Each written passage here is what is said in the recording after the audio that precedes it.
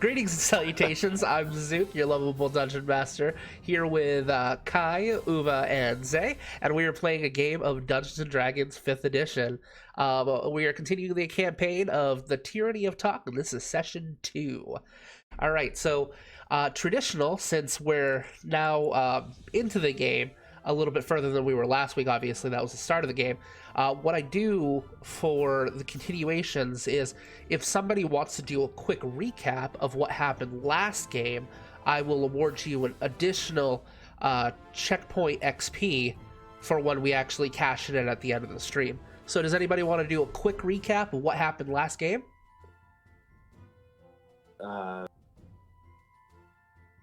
We did a lot last game. We did. It was 5 hours. It was. Can it be like from the perspective of the character? Sure. Yeah, sure. Okay, I'll do it. So I got off this boat. We got into this town called Averland. Averland. Okay, good to know where I am. Smelled like fish. Didn't really smell that nice. Went into town. Saw this dry fella getting dragged into a jail cell. So I thought, well, that's an interesting first impression of this place. Decided to go to the market for a bit to wander about. Went into the tavern. Met a turtle man. He was very nice. Then the dry fella came back in. He'd been let out.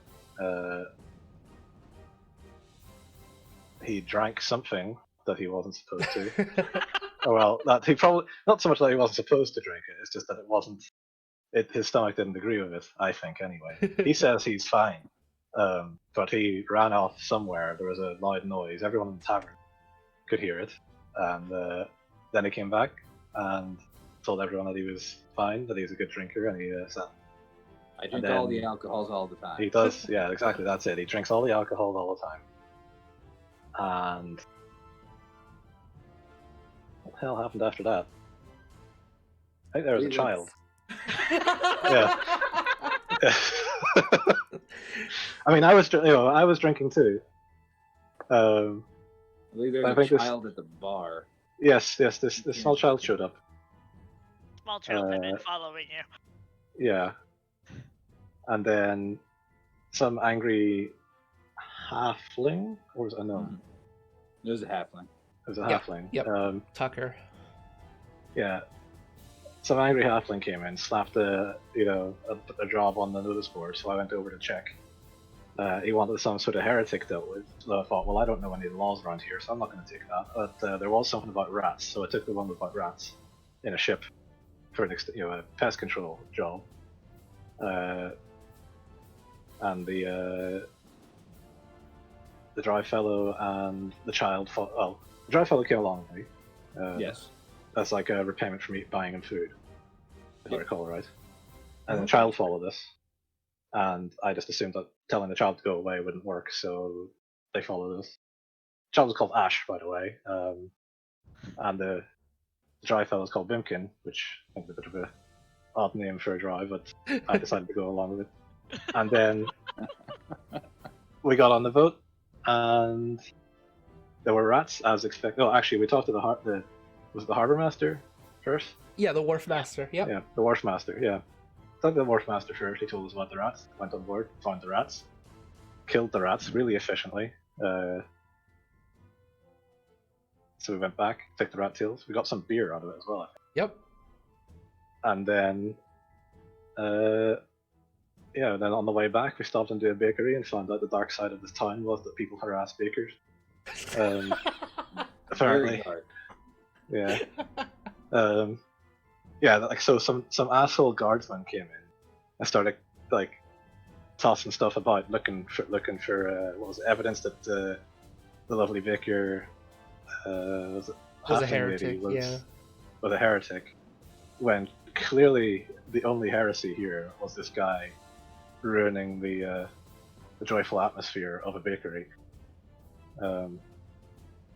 High heresy. Bimkin didn't take very well to this, and went down into the basement whenever the guardsman went down there. Was it a basement, or was it just like? Yep. Okay. So he went down to the basement and started giving the guardsman the sort of you know, What for? you're what for? You're being a bit of a dick here. You know, do you want to stop being a dick? Those weren't his words, but that was more or less the gist of it. Right. Then the halfling lady went down to stop the fight breaking out because that would have been bad. So that no fight happened, and the guard dude left in much the same asshole manner that he arrived in. And then we went back to the tavern afterwards. Mm-hmm. Had a nice meal. Had a really weird menu put in front of us. We figured out that it was a. Well, actually, no. The context for the menu was that we suggested that we were interested in work for, or we were told to ask for something. Mm-hmm. Which I can't remember. You were told after telling Gretel the barmaid that you had picked the mission that you had because you didn't know about the heresy and didn't want to ruffle any feathers there. Yeah, she told was you it, yeah. about that, and then I was because I stood up for Ophi the bakery lady. Yeah, that was it. I guess would be the actual term for that. To ask her about it. So that's how we got the menus. Yeah, and then there was this puzzle, like sort of word game puzzle thing, which somehow I managed to figure out, which was Manticore, by like the numbers and the letters. No, it was the prices and the letters. Yep. Or something like that, wasn't it? And then I think we left off at being told to meet somewhere. I didn't write it down. Yes. Yes. So- So I was calling the ship the wrong thing the entire game. It's actually the Mary Spider. But Right. yeah, she had after you basically said that the you wrote down Manticore on a piece of paper and slid it forward to Gretel. Gretel flipped it over, and then she wrote the Mary Spider at midnight, and that is exactly where Right. we left the game off. And the Mary Spider, oh yeah, point of interest was, is the Mary Spider the one that we were eradicating the rats from? Yes. Okay, and that had a little gemstone thing under one of the planks, I remember, that had the Manticore symbol Yes, on it did. which Yep. Bimkin found, and And much put- like the good citizen he is, he put it back where he Right. found it. Yeah. Exactly. And, Correct. Didn't I'm know. a very good boy. He's but a did good mention crowd. it to the wharf master, who I apparently must have had like a minor heart attack or something, because this like heretical symbol Right. was found by a stranger. So, but yeah, I mean, that Yeah. sums it up. I think that sums it up pretty well. So I will give you an extra checkpoint when we actually go to cash out at the end of the session. And so that's where we left off. So you guys are at a booth. You have finished eating at this point. You have been given that mysterious, menu with the writing to meet at midnight at the Mary Spider.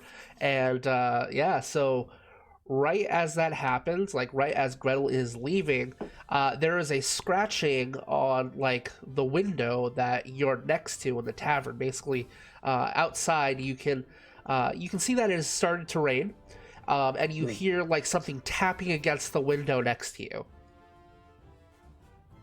What do you guys do? How far look at away the is the table like right up against We'll the wall? say it's right up against the wall for convenience sake. Yes. Okay, yeah, okay. So I'll lean forwards and look at, try to look out the windows as much as I can. Okay, so you lean and look into the out the window. It's dark outside, so you can see the water kind of dripping down the window at this point, and you see what looks like this large paw scratching at the window. What is Ash's passive perception? 13. Okay. You see this as well. All of you kind of see this happening as you see like a paw basically scratching at the window. Huh. I'll look at Ash and say, is that normal? Ash, you recognize the paw. I recognize.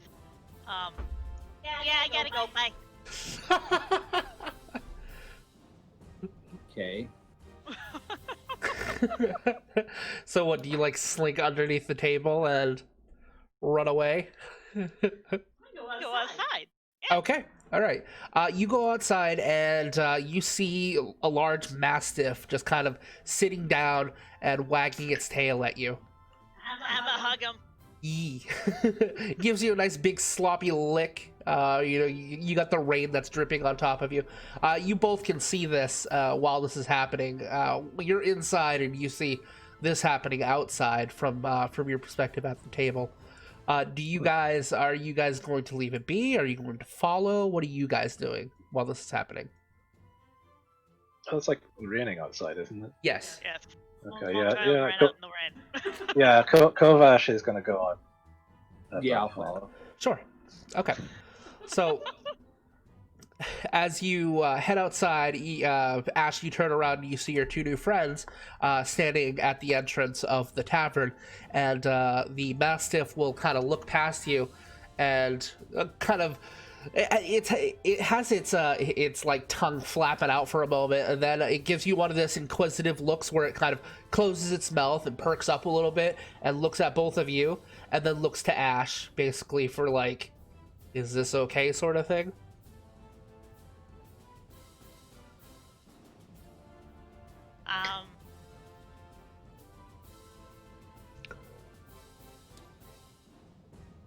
So this is Zeke. Zeke, this is... Did you guys ever introduce yourselves to Ash? I'm sure names have been... Yeah, I think they did that. You guys did that at the bakeries when you actually formally introduced Yeah, each other. yeah. That's Kovash and Binkin. They're new. Hello.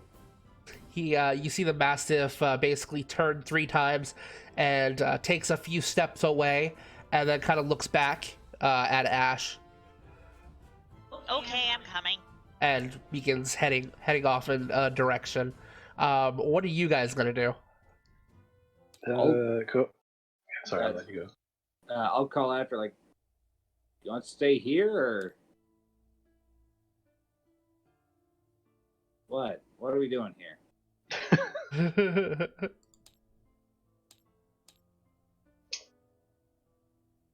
That didn't pick up. Well, I was gonna say, I don't. Up to you.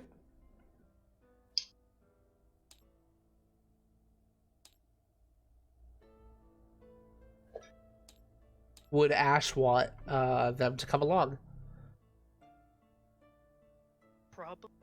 Probably? Probably not. Not. Yeah, it's not picking up some of your words. Sorry. That's okay. Okay, so what do? Do you say anything to them as they look like they're about ready to start following you? What do you do? You can stay here. I'll see you tomorrow. Or midnight, maybe? And that when we're supposed to be meeting at the... Isn't it midnight tonight? Isn't that when we were supposed to meet? I don't think. Well, Kovash said, I don't. I think it was just us two. Oh, just us two. Yeah. Alright. Yeah, I guess tomorrow at some point. Okay. Alright. Bye. Bye. Okay, so Kovash just sort of shrug. They give a little shrug and say, "Don't be out in the rain too long." And he'll go back to his fish and chips that he ordered or something. yeah. It was steak and chips, I think. You wanted something meaty. Right? Oh yeah, I think you did the steak and potatoes, I believe. Yeah. Yeah. So he goes back to the steak and potatoes. Ash and I both did the fish and chips. That's right. Yep. Or maybe that was lunch. I don't know. Okay, so you guys head back into the tavern. Yeah. All right. So Kovash kind of assumed that this child who seems to be familiar with everyone in the town is probably going to be okay with a big old mastiff. big old puppy. Yeah. Ash accidentally dined and dashed. They're honestly probably used to it though. Right. All right. So No one else knows that you have Do they money. know you've been? It's the question of, do they actually know you have money? No. probably No, not. there you go. Then they probably don't expect anything. All right, so Ash, you continue following Zeke, and you get to. It looks like he takes you across the way past the fountain, and the rain has started very heavily at this point. And you, Well, it's better than taking a bath. yeah, you are absolutely soaked. You make your way to the clock tower, and you see the Mastiff, Zeke. He slips underneath some of the boards and goes inside of the abandoned clock tower. I'm a follow. Okay, you slip yourself under. It's probably one of your many hideouts in the city, and you see Zeke just kind of sit there, and he looks at you with his tongue hanging out, and just kind of like gives you the painting as you come in and kind of wipe yourself off and all the wetness. You smell that like going into a house that hasn't been tended to in a long time. So there's a little bit of mildew in the air. There's some dust that swirls apart. You know, some of it's sticking to you because your body is wet at this point. That's fine. I'm used to it. Zeke will go over to a nearby table and grab like a tablecloth off of it in his mouth, and he'll pull it over. A couple things clang and fall off the table, and he hands you the tablecloth to kind of dry yourself off. Okay, I'm gonna do that. Okay. That's fine. He's a good dog. Then he kind of sniffs at you, and then he looks off to the right, and you see a ball of light emerge out of nothingness. And it gives off this faint, like, hum, and it's just like a wow, wow sort of sound, and it chimes as it flies to you. And Zeke looks at you expectingly. I'm gonna touch it. Touch it. Okay, that didn't take long. As you reach forward, you feel this familiarity with this light in front of you, and as you touch it, you can feel it's almost like you could grab a hold of its very essence if you wanted to. What do you do? I'm a try. I'm a try. There is a faint echoing in your in your peripheral hearing, like in the background, I should say, and it's like an echoing sort of, just saying your name, Ash. Of course, I didn't pick up on the mic, but it's like a whispering, low volume version of your name. And you reach forward and you grab a hold of this being, and it reacts to you grabbing a hold of the light as you see it expand, and then it starts climbing down your arm, and then eventually surrounds your entire body. Oh, I'm shiny. At this point, I will allow a perception check for both Zay and Bimkin, as the table is actually within eyeshot of the clock tower. It's a higher difficulty, but go ahead and roll. Ash touched the booty. Thanks, Dan. I mean, Dave.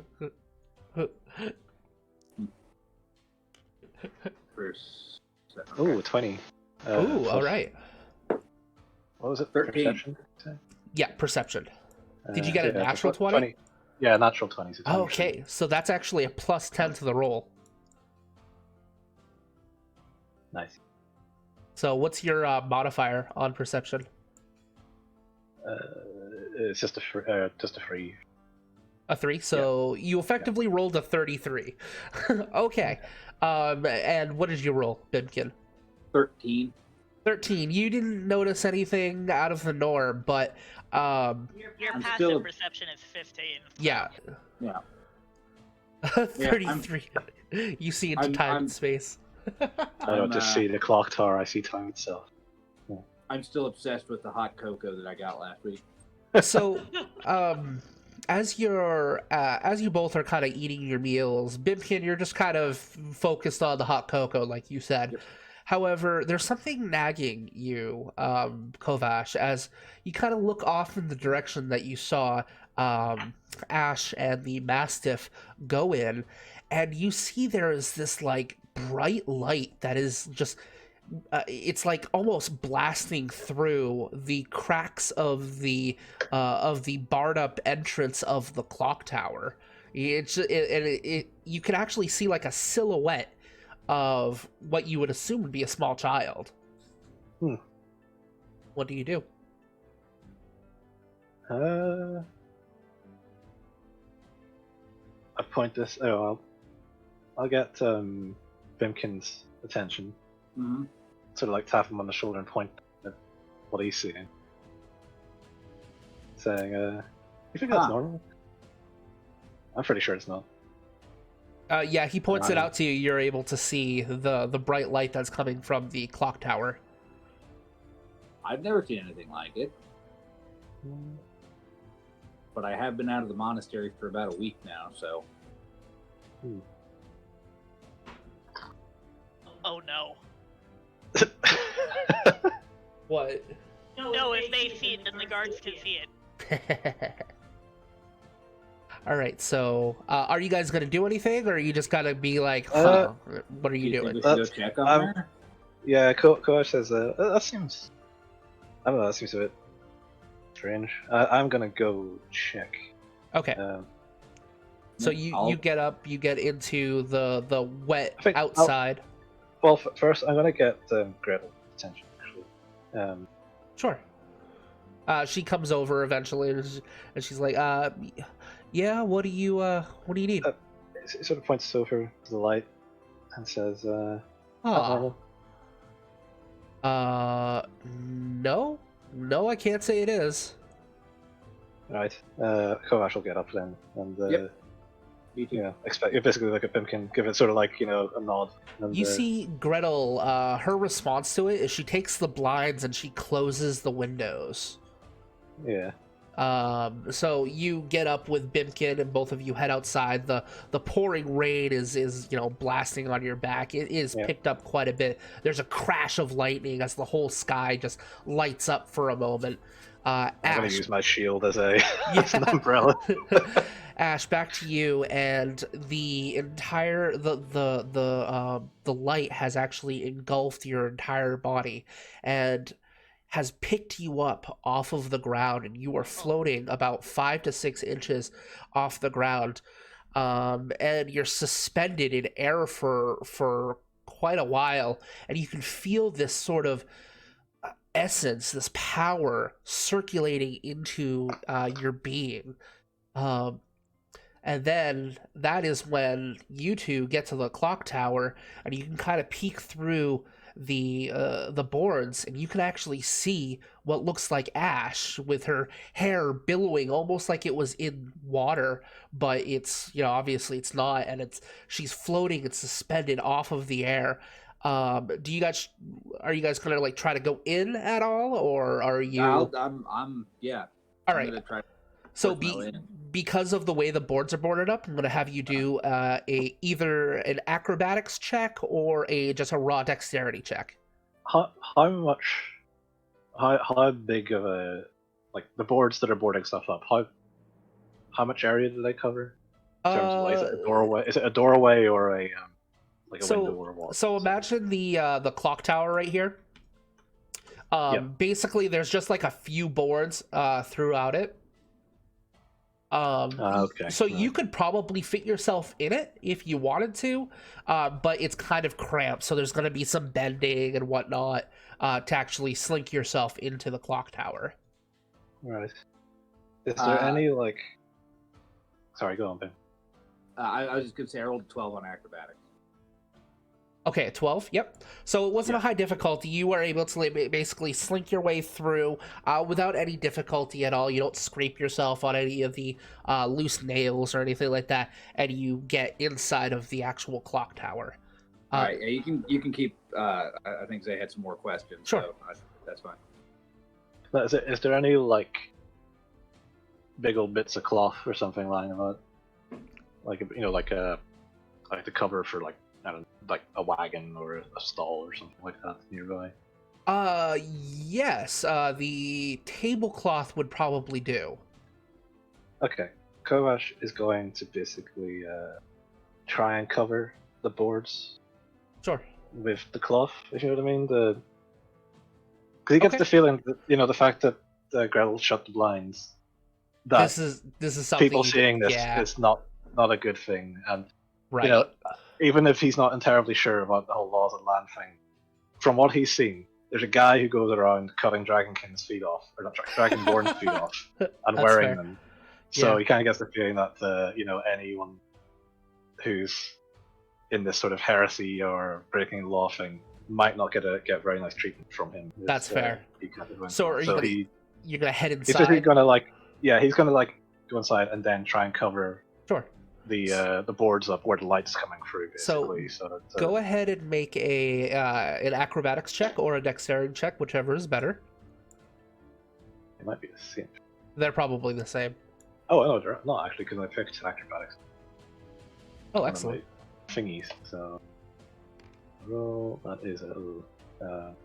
You didn't That's a roll it, 7. you just picked it up. I hit R, which is the roll button. Whenever see if you're mousing over a dice, a Yeah, die rather, But and I you hit usually R. hit it multiple times, so it Oh, does right. it more than once. That's fine. We'll count that. We'll count that 8. So Right. basically, what is the modify after that 8? Let's see. So that's a +4, so 12. Plus. Okay, perfect. So the DC was 10, and if you would have failed, it would have just the nails would have dug into your skin. So really, nothing really bad happens. You're able to kind of avoid any of those. It's a little bit of a tighter squeeze because of how big you are, being a dragonborn. But you grab a hold of the tablecloth and you basically drape it over some of the loose boards to prevent more of the light from going out.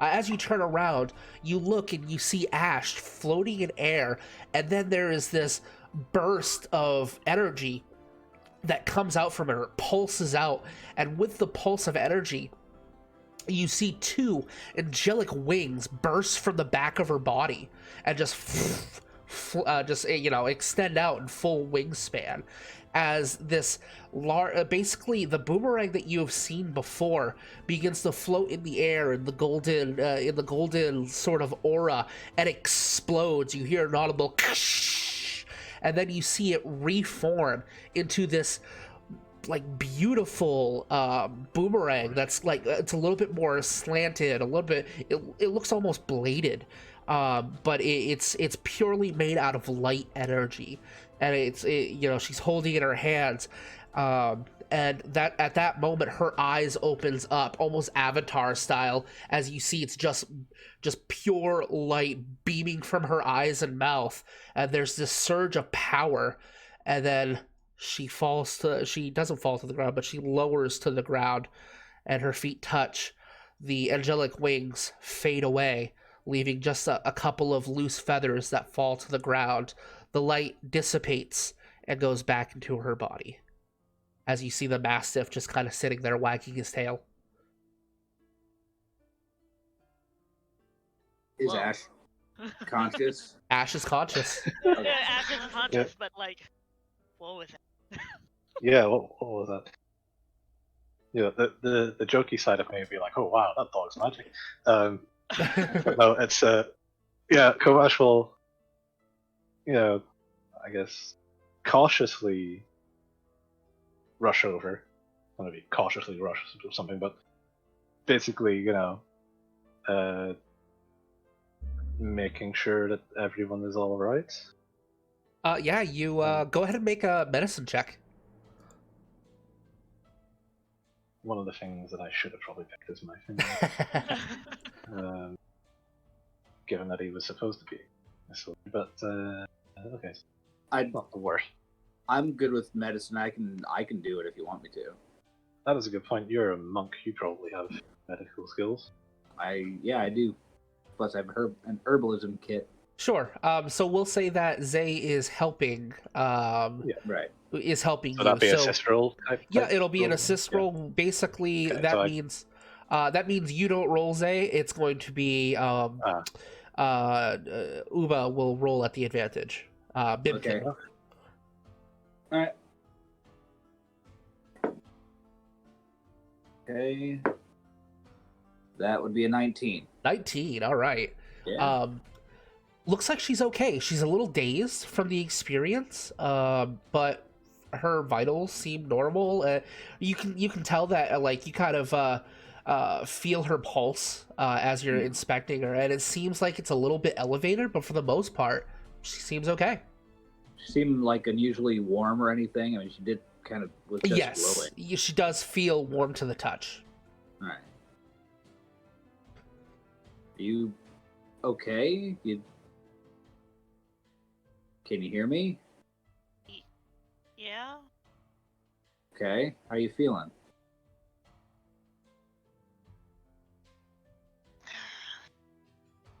Warm and sleepy. Right. That sensation will fade. As you hear an echoey voice, you look over and you see the Mastiff begin to change. His back arches upwards. He begins to stand on his hind legs as you see the fur begin to basically grow, and you can kind of hear the crunching noise of his body literally changing and shape-shifting. You see what looks like leather armor begin to form over him as he takes a humanoid stance with a long greatsword over his back and basically his snout. He has more humanoid characteristics. He looks like basically an anthropomorphic canine of some sort.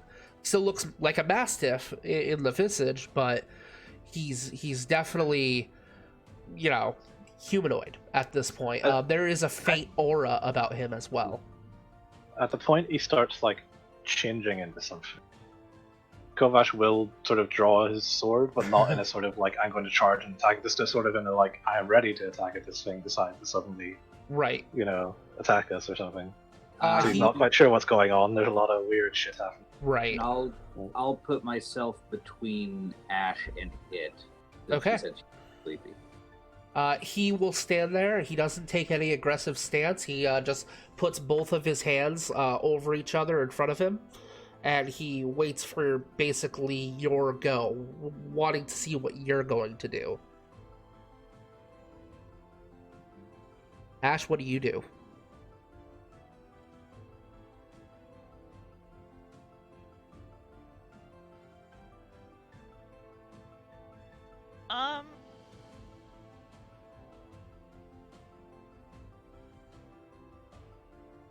Ash is gonna peek around Bimkin.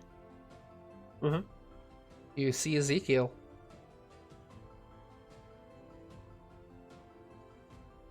She's gonna go over to him and give him a hug because that's Zeke. If a canine could smile, you see him just kind of reach over and embrace Ash for a moment, and he stands proud and puts his hand on her shoulder as he looks to both of you. It is all right. I mean her no harm. I have known Ash her whole life, and she mine. All right. I am sure you have questions. I'm still trying to wrap my mind around what happened, but then, yes, I'm sure I will. I will do my best to answer them. I can tell you this, that I, nor Ash, are from this realm of existence. Okay. I am what is known as a Hound Archon, and Ash is what they call on these, on the material plane as an Azamar. And she has been bestowed a gift. The essence of the Lantern Archon that she absorbed has allowed her to transcend the next level, and granted her celestial power. Next level of what? When she was born, there was a series of events that were put into place, and I was placed on this realm to be her protector. Her watchdog, if you would. Clever. Okay. We were born at the same time, on the same day, well, down to the very second. And we have been inseparable ever since.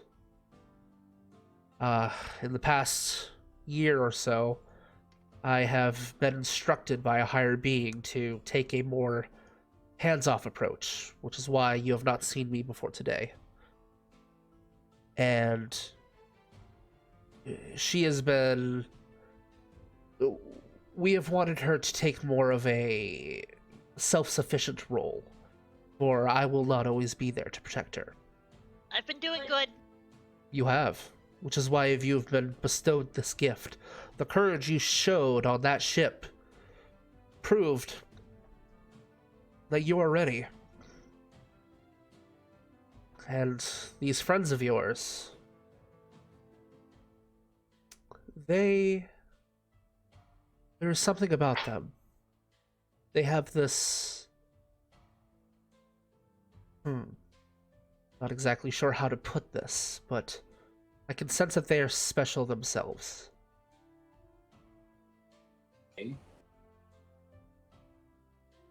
Special how? I am not entirely sure. But perhaps it is my time to take a further step back. And a time for Ash to experience more than this town has to offer.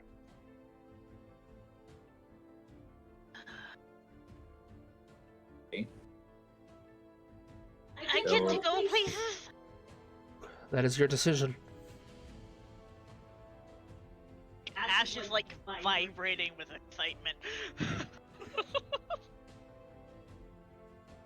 You are in a dangerous part of the world, however, and just for being yourself, you will be persecuted, oppressed, and perhaps even hunted down. Wait, did anybody see that? Hopefully not. We did. Make a luck roll for me. Roll a die 100. Oh, Yeah, so I tried to cover the doorway. Yep, but, that's I mean, gonna at increase. that point, we Yes, it's gonna increase your luck. Roll high on this roll. Don't roll low. A 5 or lower is a considerable is a critical fail. I'm 26. 26? Okay. That's not a good one. 26? It's more than 25%, so... Alright. So... is there anything... He is basically going to stop monologuing at this point. If you guys have any questions for him, he looks like he is ready to answer whatever he's able to. So, what are you gonna do now? I will keep an eye on Ash. However, I'm afraid that I cannot do it from this plane of existence anymore. I must return to Mount Celestia. You guys can either roll Religion or Arcana to know if you've ever heard of that place. All right.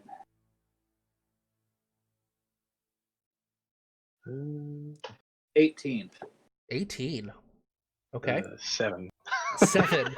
I'm afraid that this whole I'm concept is a little alien to you. You've heard I of am like... just awed right now by this shiny talking dog man from the fucking divine planes of existence. You've heard of like other planes of existences, but like all of those were kind of in passing theories. To see something like this in your face is just it's a little much to compute.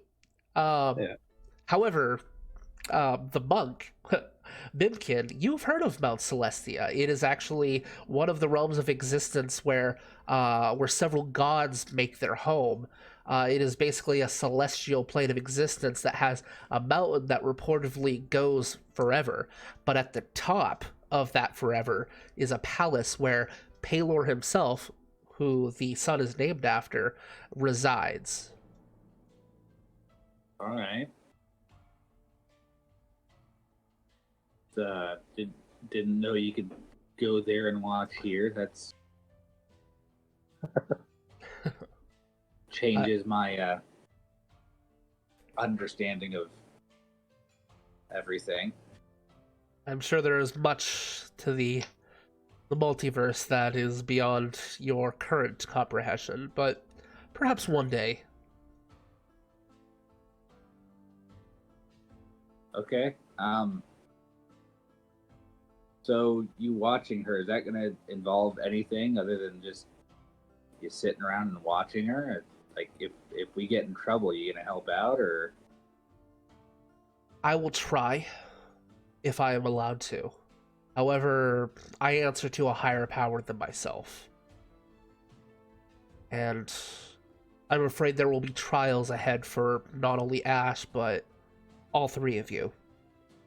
And people have a keen eye on your possible tapestries of fate. Still uncertain to these days. We don't know what the Loom of Fate holds for the three of you. But I can say that there are people keeping a watchful eye. Right. Beware the So- celestial dog whistle. Thank you, Dave.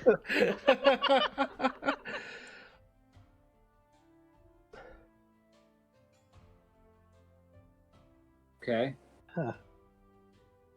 I know this is a lot to take in. Yeah, Just a bit. That's putting it mildly, yeah. I am not about to stand here and say that you are chosen ones, or that you'll change the face of creation, or anything like that. I will say that we're watching. And not in a creepy sense. I know that can kind of sound a little weird, coming from another person you've never met before. There is still very much your privacy is your own. But your actions will be noticed. All right. Have you been watching us up to this point? Or just now that we are... with I've her? been watching Ash up until this point. But I am sure there are others that have been watching all of you. I know not to what extent. I'm afraid I don't have all the answers. Okay. All right. So where are we supposed to go now? I mean, I don't have that answer. Your fates are your own. They are in your hand. horrifying thought. But I'm afraid it is time for me to leave this plane. Are you gonna visit? Ash, I will certainly try. She's gonna hug him again really hard. As you embrace Ezekiel for the last time, you can feel a tear drip from his face and fall onto the top of your head as he turns into just pure essence, of pure light energy. It's almost blinding for a moment as you see it dissipate, and just like it's like almost sparkles down until there is no light at all. Just footprints in the dust where he once stood.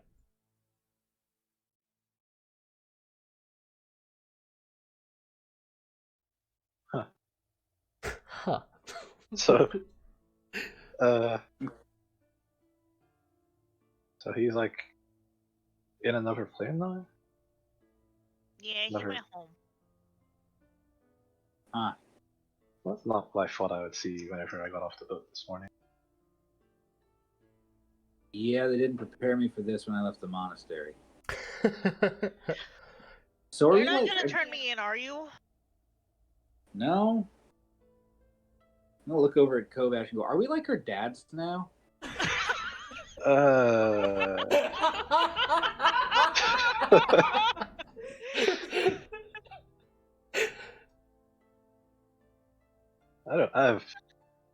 we should talk to Gretel. Gretel? I mean, hold on. If Ophi? Gretel? they both seem to know Ash, so yeah.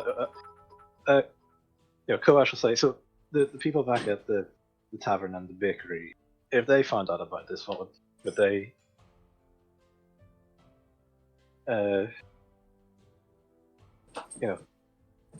help you keep it secret as well? I mean, do you trust them, I suppose? Yeah, are you a- We will. Okay, I would like to interrupt real quick to say that Dave has donated 100 bits, and all of you gain inspiration because of it. On your character sheet, on the top row, you should see a section that says inspiration. Go ahead and click that, and you should see like a sunburst appear on your character sheets. Yay. Cool.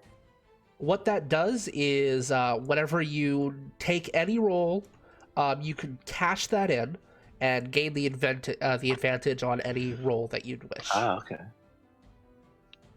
I think seeing a shiny talking dogman is certainly inspiring, especially Kovash, who quite literally came out here to find adventure in the category of these high tales that he heard. So this is, internally he's sort of going like, "This is what I came out here for." Didn't think I'd find it so soon, but yeah.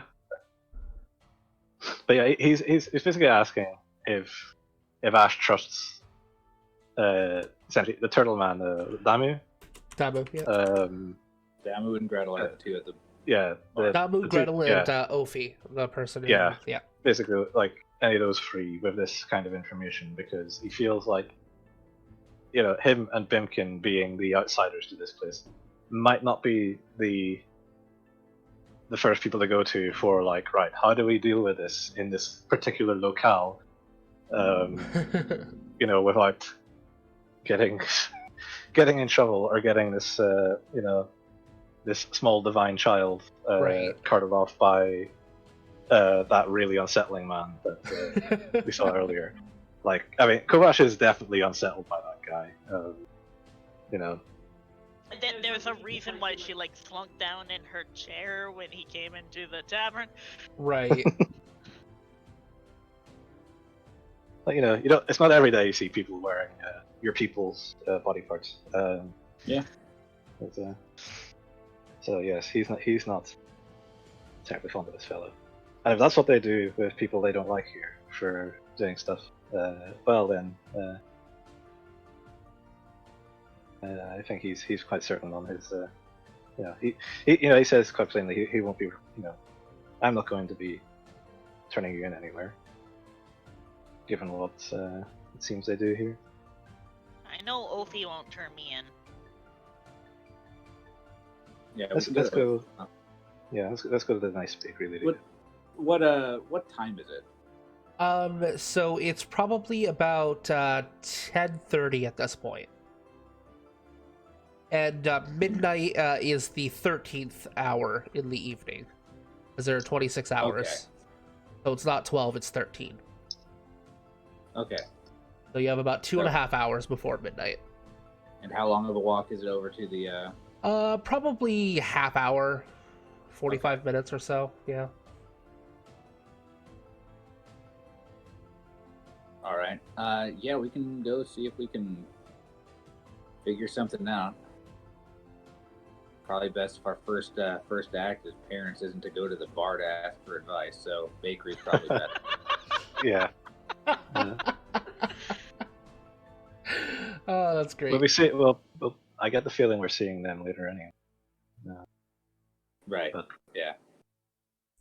Perhaps not going to be relevant information. Well, I don't know. We'll see. I just get the feeling that word of this getting around too much always be a bad thing. So I suppose the less people that know the better. But really, do need some local advice. Yeah. I think. Is there any outward evidence of what Ash just went through? Is she still kind of glowy? Is she?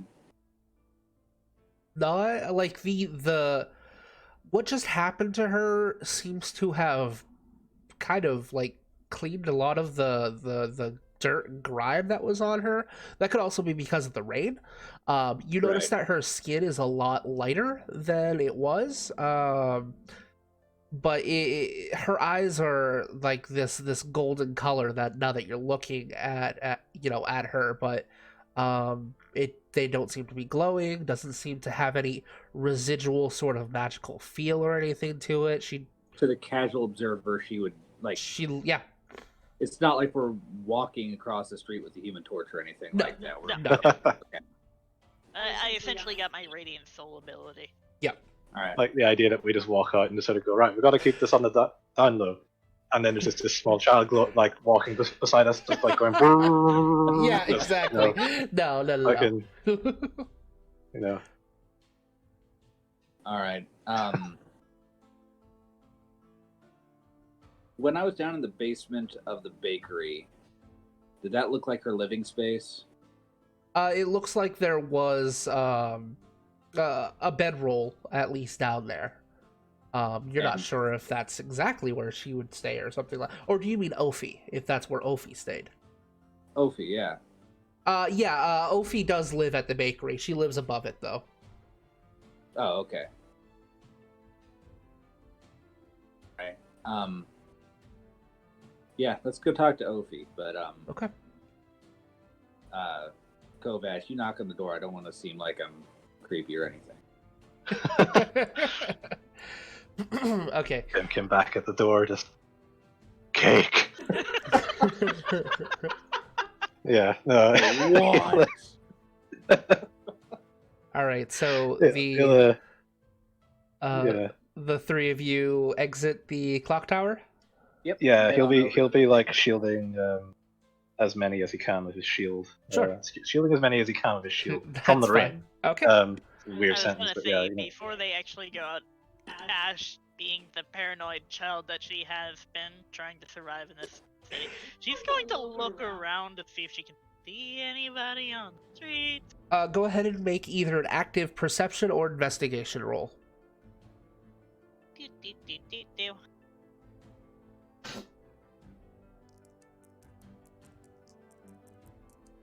My perception is better. 10. 10. What's your passive? 13. 13. No. From what you see, the streets seem empty. Okay, let's go. Which isn't unfamiliar to you. You've probably grown to kind of like the rain because the guards tend to take a lazier approach on things. They stay inside. They check on the outside every once in a while. They keep an ear out, but for the most part, their presence isn't as good as it is. And this is a small town that really doesn't get a whole lot of crime other than the occasional pickpocket or something like that. Spoiler, eat me. Eat you. So the three of you head across the street to the bakery, and you see the close sign, and the shutters of the windows are down. Dave, don't you dare. Oh no. What's he doing? Is it deck of anything? He's tempted to cause chaos, and he's done it before. I know. I've been watching before.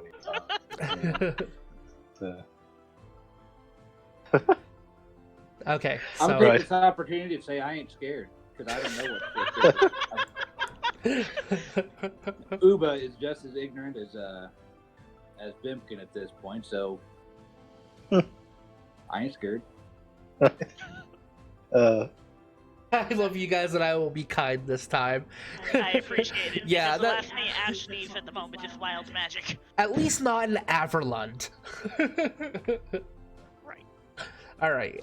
So the three of you head across. You're outside of the closed bakery. What do you guys do? I'm gonna knock the door. Okay. So you kind of knock at the door, and it takes. Yeah, it's not gonna be like it's not gonna be like one of those hard knocks, open the door. It's just knocking it like a normal person Right. would knock a door. Okay. And not so much So, midnight murder. right, like, yeah.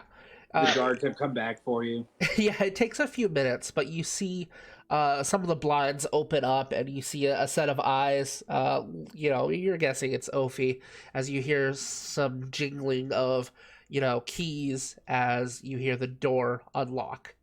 And she kind of pokes open. You can see the chain still hanging from the door. Like, she hasn't unlocked everything yet. She's still a little kind of like, hey, what are you doing knocking at 10:30?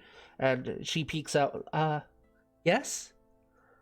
Is it all right if we bring Ash in? Is she okay? Yeah, she's fine. She's here. Sure.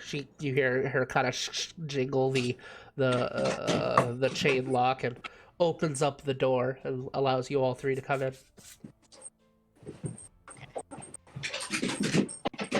I hear a doggo. I hear a Tali scattering around. Yeah. Rotating Sorry. left. That's okay. Outside, it's a joyous occasion. Oh, that is a joy. That's a great occasion. Good job, Tali. Yeah. You're a good girl. She's no longer in the room, but That's okay. The love is there. it is. Best pup. So, all of you are led in. She closes the door behind you and locks the 3 locks that she has. So, what's going on? What? They found out. Oh, you are all soaked. And you see her kind of go inside to another room and grabs 3 thick towels and hands it to all 3 of you. She goes, they found out what? About the glowy thing.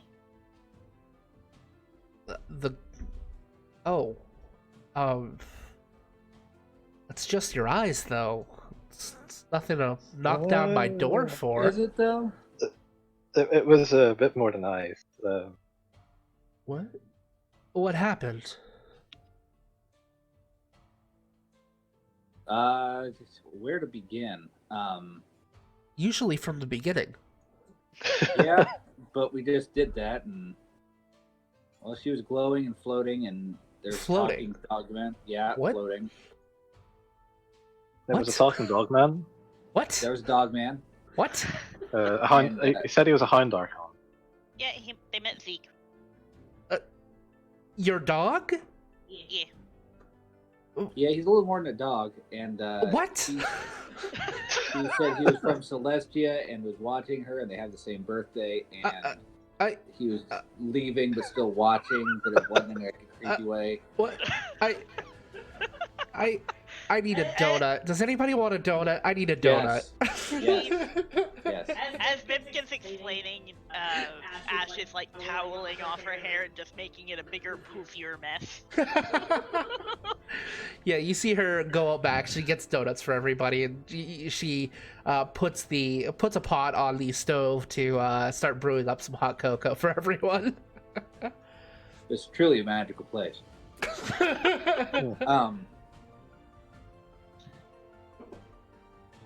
And yeah, so he said that we are connected to her now, so like we're her dads, and we decided to come to you because we don't know anything about anything.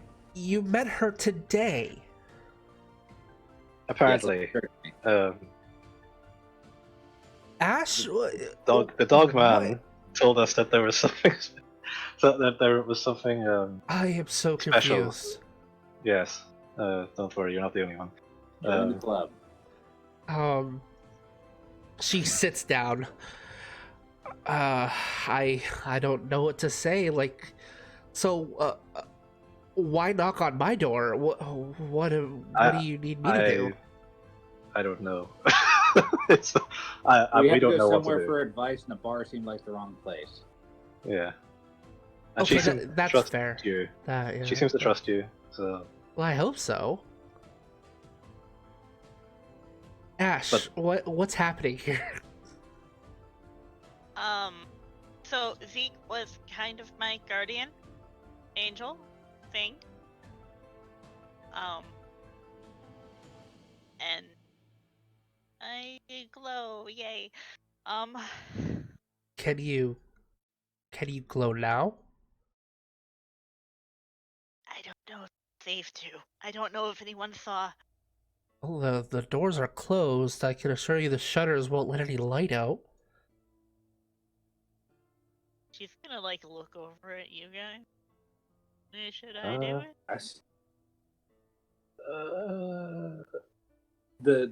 Are there any windows in your basement? No. That might be a better place. Okay. Right.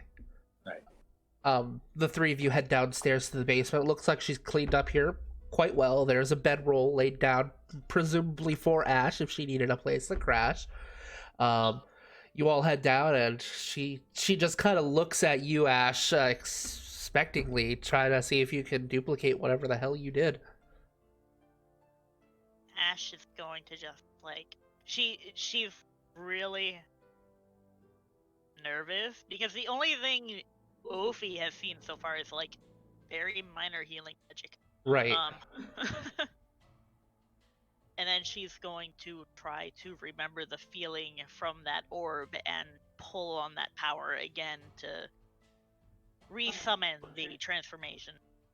So you concentrate for a moment and focus on that memory of that feeling of that power, and something happens. There's a feeling coalescing in your hand as you see the illuminescent celestial boomerang appear in your hand. Your wings do not appear because you've already done it today. Okay, so I've technically used. You've technically used it, yes. Okay, so I'll mark it off so I'm not Okay, using it but again. you are able to summon your celestial boomerang. And Okay, it's then, almost like a golden fire in her hand that is in the shape of a boomerang. And she, you see Ophi just kind of take a step back. Oh. Okay, that's new. That also happened. Yes, I remember now. I don't know if I can do the wingy thingy again. Yeah, there were wings. I believe you. Yeah. I don't know what to tell you. If I could... I'm worried about this whole heretic thing that this, the country seems to have about this sort of thing. Yeah. Yes, unfortunately, like, if it were under any other circumstance, I would take you in an instant, Ash, but you're not safe with me. They have me under investigation. And you see her kind of walk over to a safe, and she puts in a combination, opens it up, and you see some gold, some gems, a couple of satchels worth of money, and then she pulls out a symbol. And hang on just a second. Go ahead and make a religion check. Okay. I will assist. Sure. Yeah. Can I make a religion check to know that that's not Hexer's symbol? Sure. So did you want all of us to make a religion check, or just... Whoever has the highest can just do it at the advantage, so... I have a +2. I think... +3. You have a +3 religion? Okay. Yeah, because my int is... Oh, yeah, I've that's got right. 17 int, Yep. so he's a smart man from So a really yeah, far you guys can choose to assist his roll and give him advantage, or you can both roll separately and possibly get separate information. I'll try for separate information. Yeah. Okay. Sure. Sounds good. Natural roll 9. A 10, so 13. I got an 11. 13 and 11. Okay. So the symbol. Let me see if I can get a better. So it looks like it's basically just a chunk of gold on a necklace. Let me get a picture here so I can show the Oh. stream. I know what this is. Would I get... Oh, they disconnected. Oh yeah, I would give you I would give you advantage. Okay. Definitely. You Alright. would definitely have an advantage. That is more like it. That'd be a 21. Yes, you are very familiar with this deity. This is the holy symbol of Garl Glitter Gold. So I'm gonna go with the lower roll first.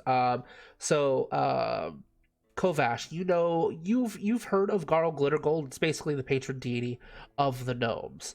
Is they still Okay. here? Okay. Yeah, I'm Zay's, here. Zay's here. Yeah, I'm here. Just Disconnected from tabletop. Okay. yeah. Coming from a gnomish monastery, you know all about Garl Glitter Gold. You know that he's a little bit of a trickster. He is the patron, father of the gnomes. He actually, you would know the story of him and Colonel Mock, collapsing a tunnel on the kobold deity, and that he fought in the Divine Wars as well, and basically a lot of information about Garl Glitter Gold. Oh. You Yeah, are a she- heretic. I am a heretic. Yeah, she is a gnome, right? She is. That would make sense. Yeah. Okay, yeah. And she puts it back in the safe, and she turns it and locks it back up.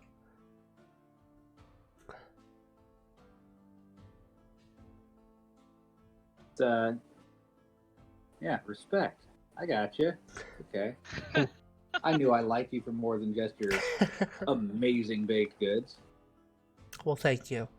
Yes. But that being said, I can't harbor her here because she would not be safe. And I'm afraid you might get similar answers from Damu and Gretel, because I'm sure you realize now that they're involved in some shady businesses. Do you know where we're maybe a meeting good them place later. for?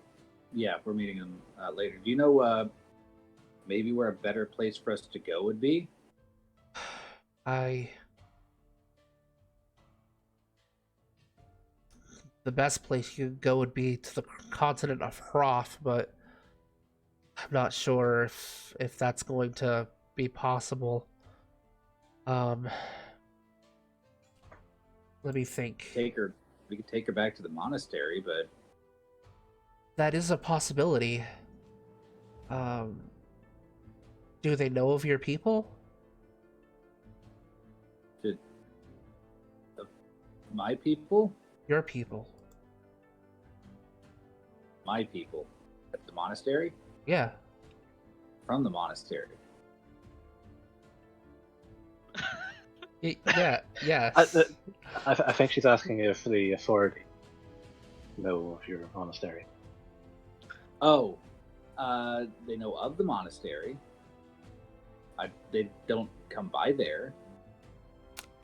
Do you think that she would be safe there? I went 50 years living there before I, even really saw a pacification bracer. So That is a fair point. And all gnomes should be equipped with... Oh, you haven't mentioned that it's all gnomes yet, so she wouldn't have said that. if she knows of the monastery, she might know that it's all. Oh, that's fair. So It's not far off. if they know about the monasteries, how do they not have pacification bracers? We keep to ourselves. I don't know that. That is a possibility. I really wish I could help you more. I mean, I have family up north. They... They're where I get my sunny disposition from. And my bakery skills. We should go north. It's saying that if we go north, we will protect the girl and obtain the source of this establishment's. I suppose yes. I suppose you would. I'm all for north. I mean, home is home, but they did send me away, so you know. Well, I'm gonna explore. it's a distant ways north. It's at the peak of the continent of Talk. It's a place called Glymore. It's in a hilly region, and you'd have to pass the desert in order to get there, or take a boat.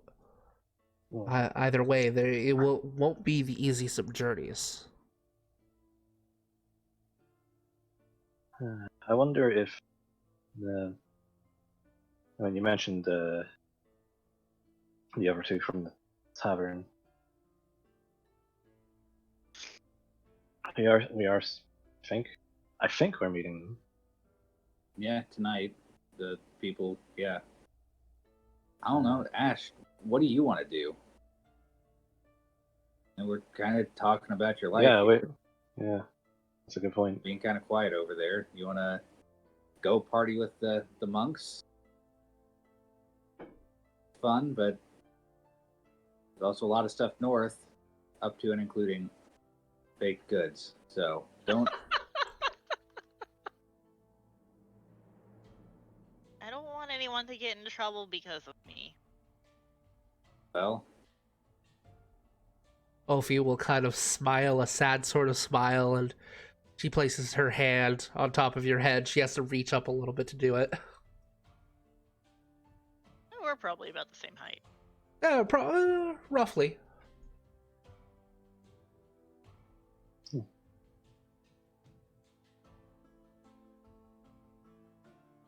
If there's anything I can do to assist you, I'll do my best. I know. I wish I could just take you and keep you here.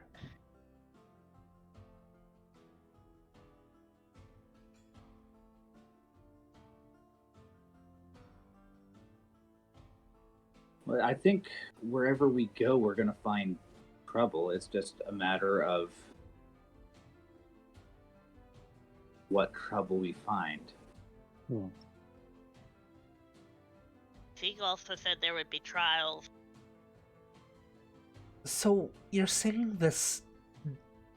You're saying that Zeke was this, like, angelic being that just thrusted this all onto you at once? Yes, Dogman.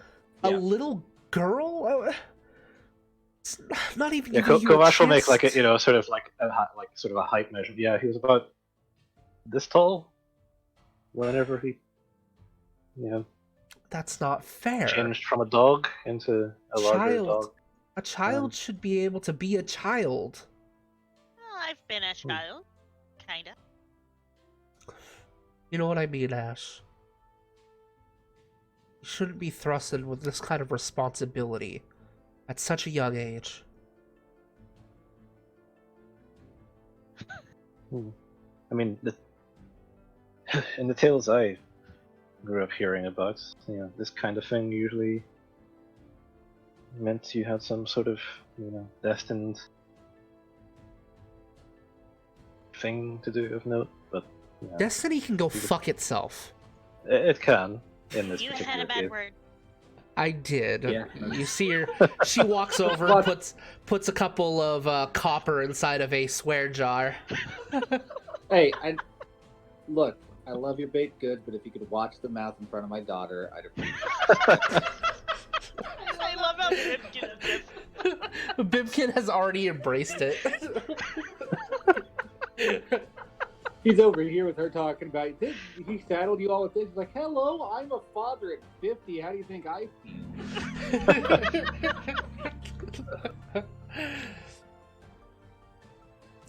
Okay, so at this point, it's probably about 11 o'clock.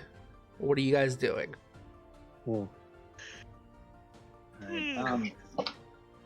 Well,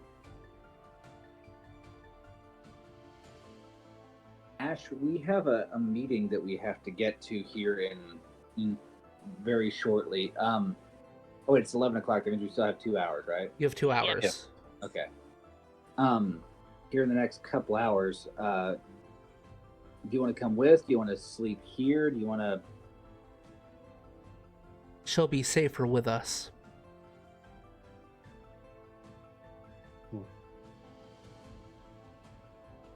Okay. Wait, us? Yeah. Well, I may be going to that meeting as well. Ah, Ah, right. that would... Well, that makes more sense. Are you catering it? Because... never mind. I didn't... There might be punch and pie, yes. That's literally Vimkin's entire motivation at the moment. Just baked goods. It's a pretty good one. I'll give you that. Kovac The definitely only wants thing I some, care about in this world is donuts. my daughter, and also pie.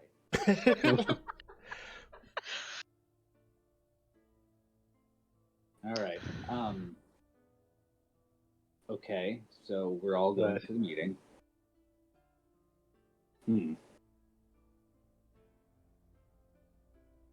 Right. Oh, yes. Gretel did see what we saw at the window because Well, yeah, just the... I was asking her if that was normal. She knows there was Then a she bright closed the light. blind. Yeah, she knows there was a bright light. She doesn't know anything else. Gretel is a smart lady, and it's very possible she put 2 and 2 together that it's Ash. We have, the 3 of us, seen her work miraculous things. Her ability to heal people is astounding. That's something you guys haven't seen. Well, actually, I think it was Bimkin almost. saw I a did. flash of light in the Mary Spider at one point. So it's No, kind of it starting was, to make sense yeah, together. Mary Spider. Yep. Yeah. Okay. I haven't walked around here with 2 wounds, but okay, that's fine. We'll talk about this later. It's fine. You're grounded, Missy. What I do? That was out of character. It's more what you didn't do, and I'm not mad. I'm just disappointed. Ash is so confused. But yeah, so is this something that Manticore would be able to help us with? Is there... Maybe. We're not the only part of Manticore. And it's very possible that Gretel and Damu might be able to find a place of refuge. It's something we can discuss. Perhaps not as the full group of Manticore, but at least between the 3 of us.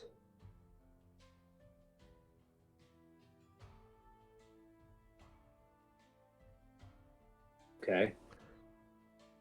But until then, we should probably get ready. I have a little bit more baking to do. Okay. Bimkin, would you care to help? Yes. Yes, I would. You see her reach into her apron and pulls out another apron for you and throws it at you. The proudest moment of his life. All right, so she's gonna head upstairs and continue baking. She was already tending to some things, so she's like pouring a couple of barrels with like fruit drinks and bagging up a couple bottles of like wine and whatnot. Excuse me. Essentially getting ready to head out. Is there anything else you guys want to do before we elapse to the meeting? Ash will probably take a nap, but other than that, no. Sure. Kovac probably just wringing out his like coats or whatever. Well, actually, no, his coats have made of leather. No, he's fine. He'll just sort of sit down and Sure. dry. Basically, just, That's fair. No, you know, Bimpkin, he'll probably find something to eat or something. Bimpkin has been entrusted with a duty and he will not abandon it. So Okay. I'm all good for lapsing time. All right, so we're gonna elapse time. You guys have You guys are heading to the Mary Spider. To make sure that none of you are followed, everyone's gonna have to make a stealth check. Stealth track. Well, 'cause Steam is still being difficult. This is a group stealth check, by the way. Oh. So, like, just because one of you fails doesn't mean all of you fail. I got a 16. You got a 16, okay? I got a 10. Okay, Could you roll a d20 for me? And sure. I have a +2 on my stuff. There you go. So 10, so you got 18, so 16, 12, and her modified, so you guys average at about a 14. Right. Here. Okay. The guards rolled really bad. Yes, they did. So you make it to the Mary Spider, and it seems like no one's followed you. You head aboard the gangplank. You actually see the wharf master with a torch, kind of keeping an eye out for people. Sees both of you, and then kind of raises a brow, like, I don't know who you. Well, like, what are you guys doing here? He knows who you are, but doesn't. And then he kind of looks past you and sees that Ophi's with you, and gives a nod, and you all head on board the Mary Spider. At which point, he will snuff out his torch and head down down below decks of the Mary Spider as well. At this point, 5 of you enter into this area, and it's lit by lantern light, giving off a very faint glow, so it's not to attract unwanted attention. And you can feel the waves below you, kind of knocking against the sides of the ship every once in a while, and there's that smell of the salty seawater and that pungent stench of fish in the air as well, which is a little bit less prominent because it's so wet outside, but it's still there, definitely. As you get into the ship, you see what looks about 10 or 15 people all around, with Damu and Gretel in the center. Ophi will head to one of the tables and begin setting up the food and the drinks for everybody, which you see a lot of people are very happy to see, and begin grabbing some food and whatnot.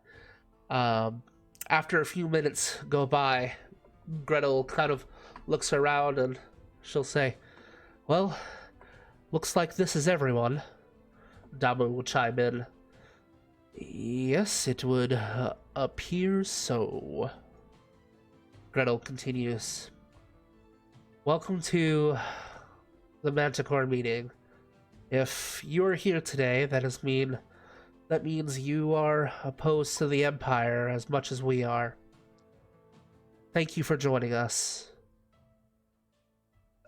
Zay, are you with us? Did you disconnect? I've reconnected. Okay. Steam was taking its sweet time. I hear you. Back on. I think it's probably more that I need to restart my router at some point, but I'll do Gotcha. that after the session.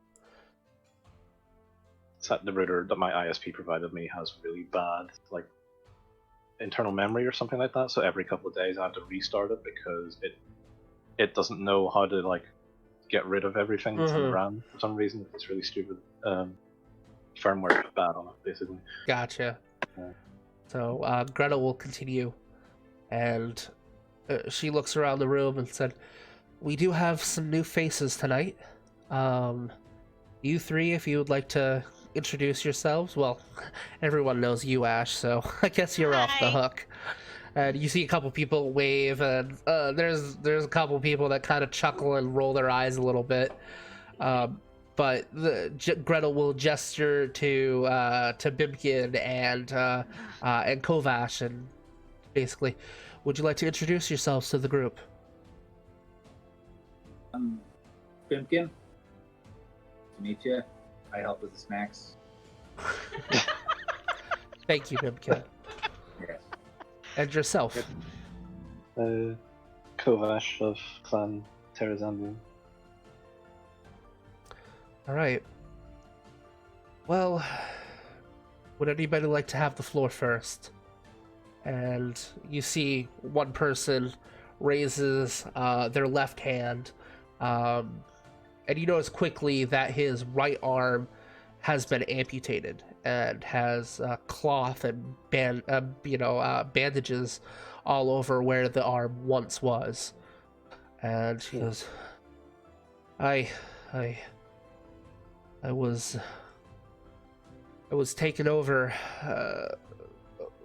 My ship was out at sea, and I was with my wife, and a talk ship rolled up and came aboard and tossed the ship over like it was some sort of heretic ship, and they found some meat, and when my wife raised a fuss against the soldiers, they killed her and decided to make an example out of me and took my arm.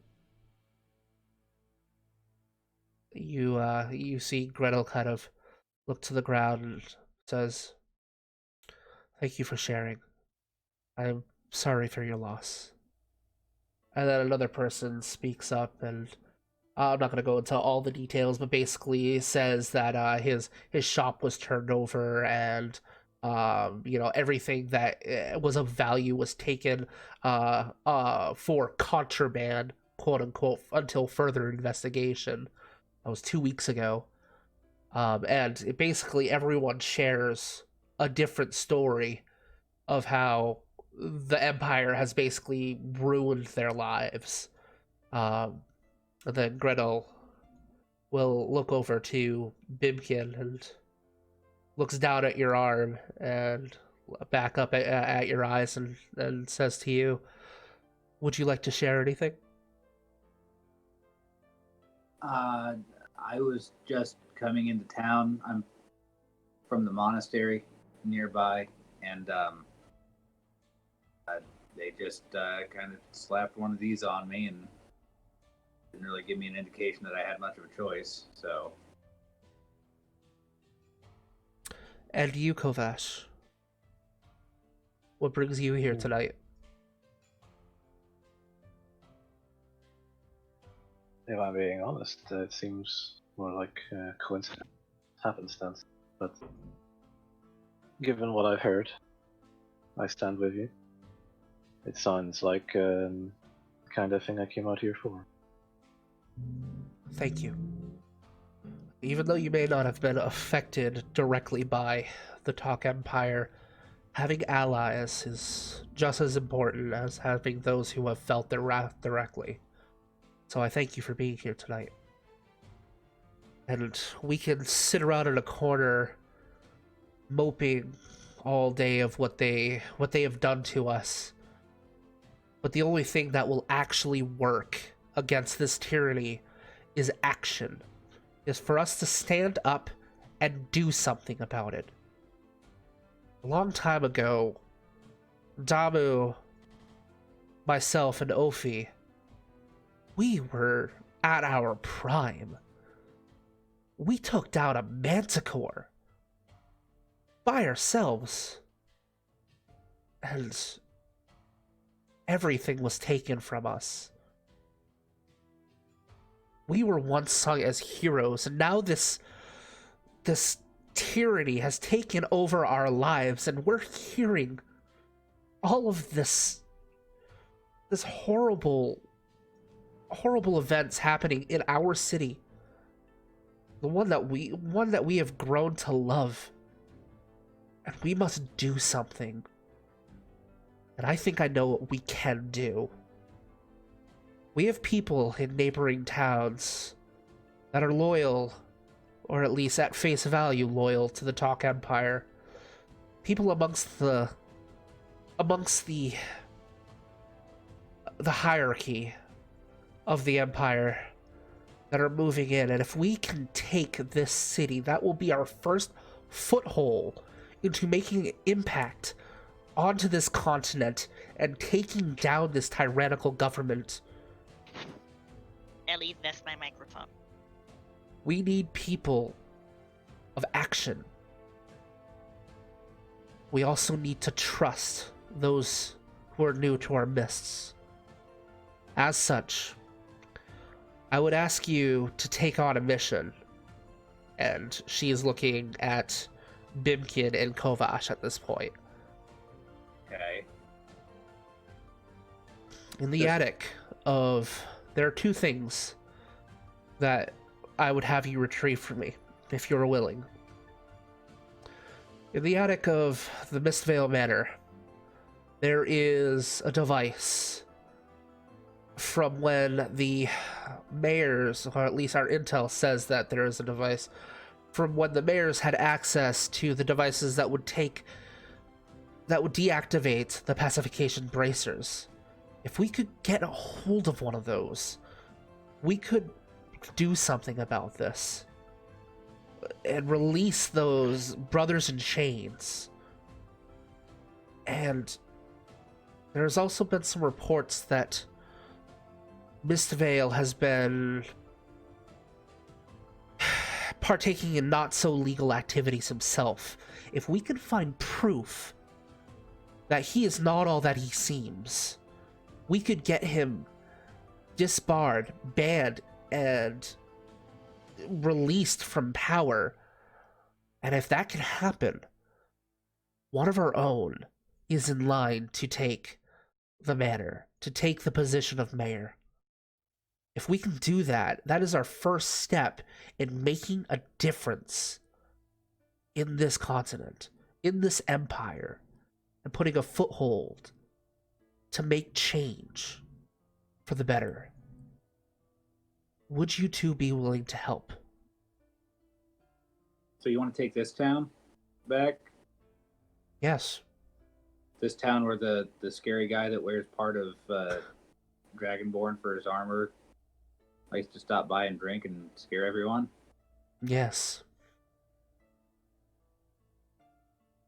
You got a plan to take care of him? I mean, obviously you don't trust us just yet, and that I understand. But like simple yes or no would be nice. At the moment, we are taking steps to get someone of our own in power. If we can get a voice of our own, then we could lead to events to get him to get Zardothus removed from power as well. Though Zardothus is the judge, jury, and executioner, the mayor of the town does call the shots, and they could request a new spellbreaker to be assigned to Averland, and we could rid ourselves of him as well. The first step is to get someone from our own faction into the mayor's office. How much, problems would it cause for the town if he were to? If he were to what? If he was to, this what did you call him? Zardothus. Zardothus. I mean, if we encountered him and were unable to flee and just happened to put an end to him, would that cause problems for the town in terms of eyes being drawn? It would attract some unwanted attention, yes. If it did happen, I'm sure with strength in numbers he could be overpowered. However, it would not be an easy fight. And if we can avoid him being involved in this matter, all's the better. The less he knows, the better. Kovac will know. As of now, as of today, Thomas Mistvale has left on a journey to Brismarch, and he will not be back for probably 4 or 5 days. It's quite a journey to Brismarch, where he has some important information to relay to the government officials over there. So his manor will only be him and his guards. Will only be his guards. Sorry, I'm screwing up my words a little bit.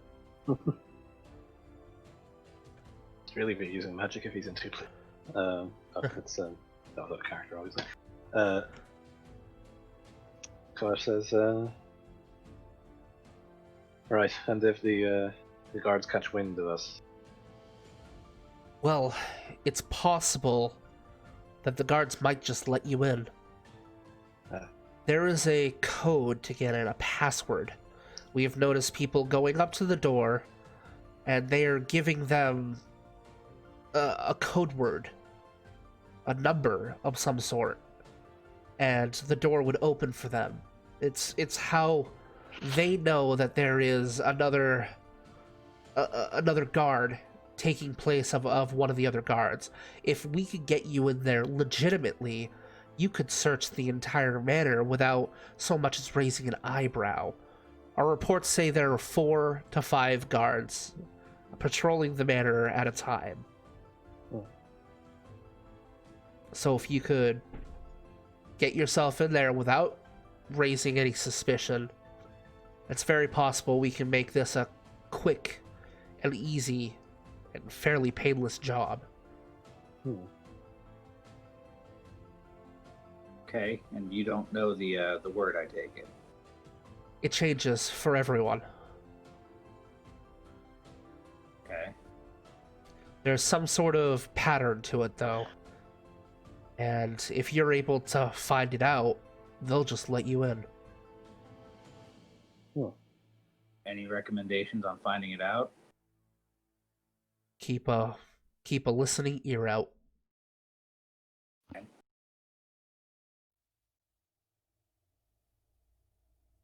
Okay. And does he commonly have drow guarding his house, or is that going to be an issue? Truth be told, not many people around these parts know what a drow is, and they're going to just think that you're an elven mercenary if you happen to know the code. Okay. I suppose the same would go for me then. There's some mercenaries been hired to fill a guardsman's... He has been Ship. known to hire dragonborns in the past, yes. Just your appearance alone can turn people away from trying to meddle with their things. We all know of the might of the dragonborn's breath weapon. It's a sort of, his very sharp-toothed grin sort of says,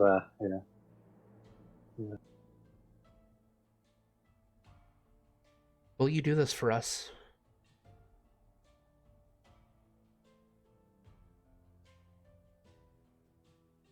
This is your chance to walk away. I will not think any less of you, but we could use your help. I will pay you what I can. I grew up hearing tales of heroes saving lands from dragons, amusingly. Evil overlords, that sort of thing. Tyrannical empires was one of them. And can't say I really like the idea of adventuring in a land where I'm going to constantly be looking over my shoulder, worried about being called some sort of heretic, or the like. So, yeah, I'm in. I certainly don't like that I was brought in here and immediately stabbed in the wrist by this thing. I don't like the way they were kind of handling the bakery.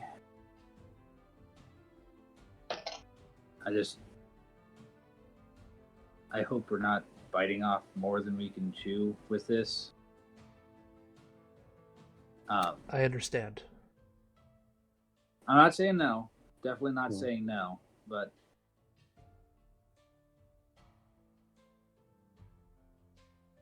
what happens if we go in there and we get caught? Well,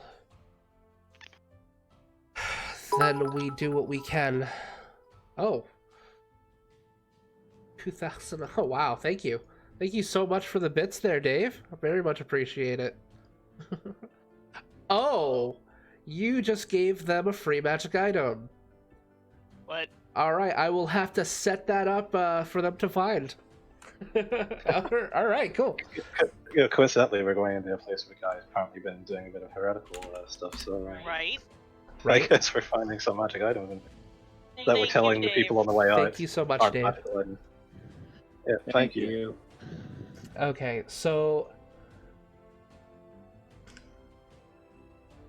hang on just a second. If you happen to get caught, it's very possible you're going to have to get yourself out there by force. Take them out, take whatever mercenaries out so they can't say anything, and we will do our best to have our intel cover it up as best as we can. Hmm. Okay. If everything goes according to plan, you'll be in and out of there unscathed. Hopefully everything goes to plan. Yeah, hopefully. I Okay. think to add on to what Kovash said before, he'd have also said, and he doesn't want this empire getting anywhere near his hometown. I If that's- understand. Well, yeah. Okay. Yeah, I not really what I thought I'd be getting into when I left the monastery, but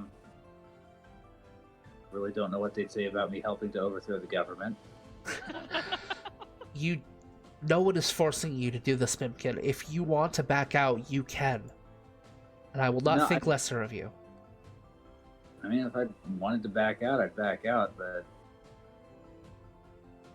yeah, I'll. If they don't approve, we'll worry about it then. So yeah, okay, yeah, let's Okay. do this. He. All right. Hold on one moment. I have something for you. And let me look here. Da-da-da-da.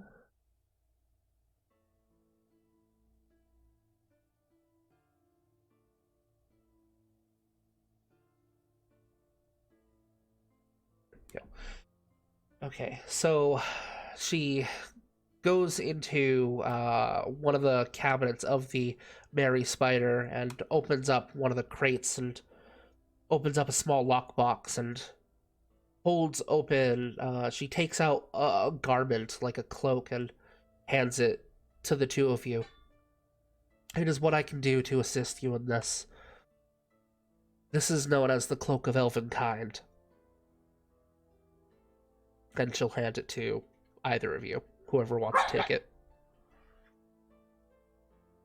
So whoever wants to mark down the Cloak of Elvenkind, you may do so. It's basically a stealth item. It will give you advantage on stealth checks to hide, and it will give somebody disadvantage on stealth checks to perceive you. You mean perception Okay. checks? Yeah, that's what I meant. What did I say?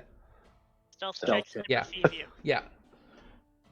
Basically, you get advantage on stealth, they get disadvantage on perception. What's your stealth? Say. 2 plus 2, and there's a D on there. What the hell does that mean? Disadvantage. I have disadvantage on stealth, apparently. Because of your 'cause- armor. Oh, Yeah, 'cause of what you can so roll. this would basically negate that. If you did that. Okay. Well, So it's a matter of, do we want to make the person who's not very good kind of good, or the person who's good at it better? Right. And you could also switch out. It does require attunement, which will take a short rest. But that's one of those things, if you're planning on doing something, you can kind of work out who actually gets to benefit from it. I think making the person who's good at it better Better. at it is probably better idea, because Yeah. there's nothing more shitty than being really good at something and then rolling bad. That's true. And then the whole thing goes to shit because the stealthy person failed their stealth roll. That's true. This is a experience I've had many a time in my cyberpunk. Right. So yeah, it's Kovash will find another one. Okay, so Uba, on your character sheet, you can just type in. You should be able to go to items, and find if you go to manage items and type in Cloak of Elven Kind, you should be able to put it in. Still looking for items here. Should be on the side where you will manage your equipment. And you can thank Dave for the Cloak of Elven Kind. That is Thank you, Dave. Yeah, that is the reward that he got for donating 2,000 bits. We very much appreciate it, Dave. Got it. Cloak of Elven Kind. Excuse me. So. Yeah. Oh. Now, this is something probably best to do when it's nighttime. I would suggest planning beforehand, though. So it may be not advisable to do it tonight. Yeah. I would suggest a nice night's rest. I've already set up better accommodations for you at the inn.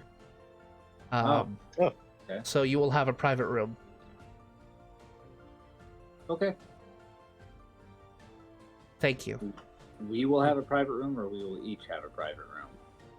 I only could get one room for the both of you, unfortunately. Okay. All right. No, that's fine. I'm used to sharing quarters, so. All right. Well, good luck and Godspeed. Until Thank then, we will adjourn this meeting of the Manticore. Thank you all for coming, and may the tyranny of talk finally meet its match. You hear people kind of, yeah, and one by one, they begin to disperse. As Gretel walks by you, she gives you a nod, and then Damu will walk by you as well and give you a nice big strong pat on the shoulder of you, Kovash, and as Ophi walks by Bimkin, she'll hold up a small little package, which inside has one of her delectable tiramisus. I will treasure this for however long it takes me to eat it. She giggles and leaves. All right, with all of that, what do you guys do? Well, we were going to talk about the glowy kid, but I suppose overthrowing a government is enough of a shock for one. She didn't know. Yeah. You could bring it up to her if you want. She hasn't left yet. She's like one of the last people to leave. So basically, the other people, the 15 other people that showed up, they're all leaving first. And you notice they're kind of tapering out. They're not all leaving at once, so it doesn't look suspicious. Right. And the Wharf Master is also like making it look like it's on official business. Eventually, it's just Gretel, Damu, and Ophi, and the Wharf Master. And the Wharf Master leaps, and then it's just the three of them. Okay. I'll look over at Kovash and say, do you want to do this, or you want me to do it? I think we're both still clueless about it, really. But I mean, we've already talked to Ophi about it, so. Yeah. Yeah, that's just both of us. Both of us. Yeah, both. That's Okay. You know, I'll go first. All right. You know, or do you want to go first? Do you want me to go first? Because I can go first. Unless you want to go first, because I don't. I'll do it. Okay, I'll do it. Okay. Koash will try and get Gretel's attention. Yeah, she's leaning against one of the walls. Looks like she's just kind of smoking a cigarette at this point, and flicks it a little bit, looks your way, exhales. She doesn't blow it in your face or anything. She's not that rude. Yeah. There was another matter I wanted to discuss. Very, delight. I swear, if you say that you're a talk spy, I'm gonna kill you right where you stand. He'd be a really bad spy if he did that. That is true. Yeah, I'd be pretty terrible. No, but we do have a surprising amount of insane information for you. Oh, okay. Fire away. We've already told Ophi, but because we weren't terribly sure what to make of it. Yeah, he'll explain what they sort of explained to Ophi. He's a bit more, clairvoyant about it now because he's explained it once in his really confused manner, and I sort of kind of this understanding is what's happening. it through. Yeah. Yeah. So, and he's not so reserved about it because sure. Now it's well, okay, I'm surrounded by heretics apparently. So whatever, you basically recap what's happening, and you see Gretel kind of take a deep breath and looks to Ash. Well, how old are you, Ash? 11. 11? What do you think of all this?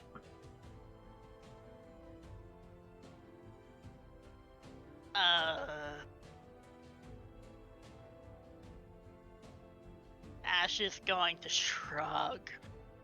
She legitimately hasn't put a whole lot of thought into it other than being told this is what she's supposed to do.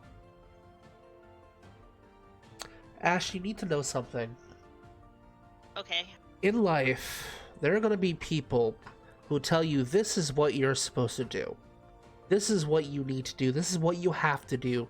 You'll be expected to do things that you don't want to. And you know what I say to that? Fuck you. Don't do anything you don't want to do. So if you want to stay in Averland, I will protect you as best as I can. I am involved in some not so safe practices.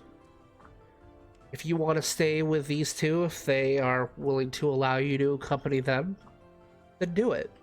If you want to go out on your own and see the world, then do it. You're getting to the age where you're going to have to make decisions for yourself. I had to learn at a young age as well. I was only 14 when I was cast on my own.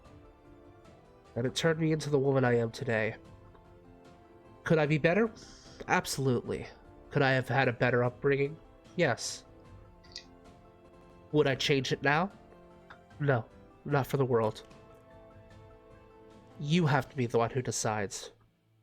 Not me, not Damu, not Ophi, not Bimkin, not Kovash. What are you going to do?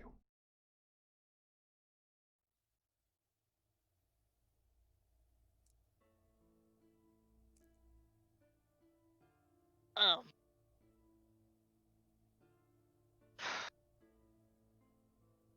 I want to do is help people.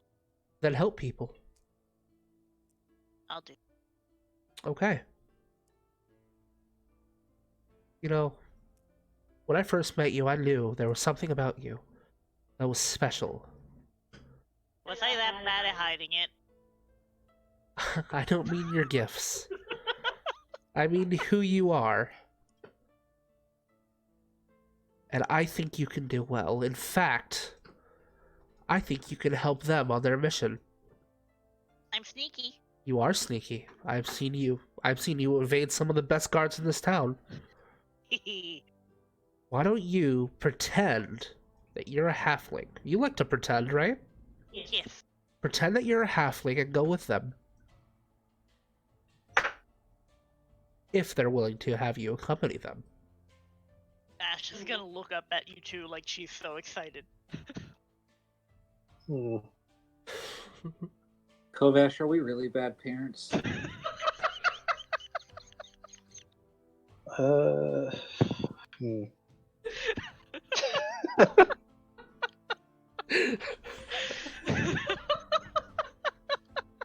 I'm perhaps the worst influence that she could have in this scenario, because when I was her age, this is exactly the type of thing I'd loved to have gotten involved in.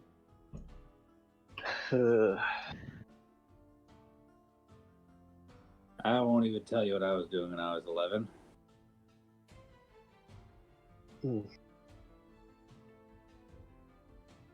Elf blood, don't fully remember it, but yeah, so. There is something beneficial about having somebody with you who can heal your wounds. Yeah, I know. There is that. Yeah. Ash, if you do have to, though, make sure you are subtle about it. That means don't let people see you do it. You don't want practicing. You don't want one of those pack braces on you. That is the last thing I want for you.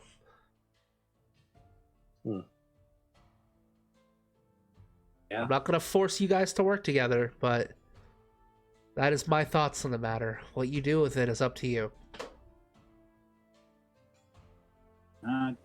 Given this scenario, I'm going to say I am tentatively okay with this. But Yes. if things look like they're turning into a shitstorm, you have to run and hide. Okay. And make sure that you're not the one seen. Because, yeah, like she said, one of those things on you would be unfortunate. They're super uncomfortable, so yeah, we'll do what we can to keep you away from that, but I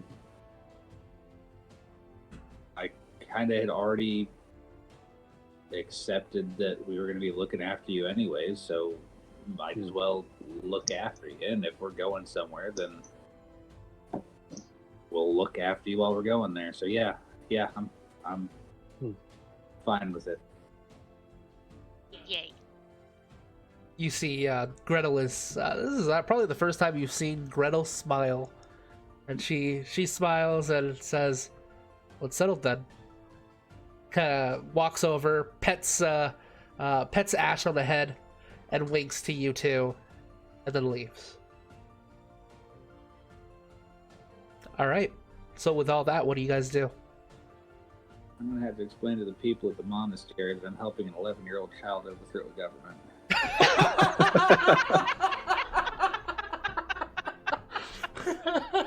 I think it's in all of our best interests if we just go to bed, or at least head back. Sure. Okay. Wake up tomorrow and hope this is all just a very, very surreal dream. But, Damu will give Bimkin will give you a key with the room number on it that you guys are allowed to stay in. Thank you. Like, of course. Good luck. If you need a drink or a warm meal, you be sure to come to the Timid Turtle. Okay. And he'll leave as well. Ophi has already left at this point. And it's just the three of you on the Mary Spider. Well, shall we go back to our room and discuss this increasingly crazy day? Yeah, I think that's a good idea. All right. Okay. We're gonna lapse a little bit of time.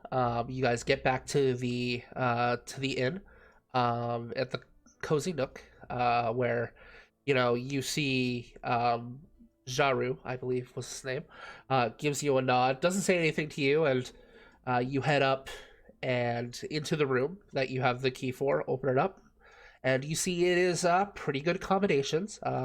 There is a bureau, 2 beds, and what looks like a smaller bed that they kind of put together at the last minute for Ash as well. There's a little bell if you need to ring for any sort of room service. And you get in and close the door behind you.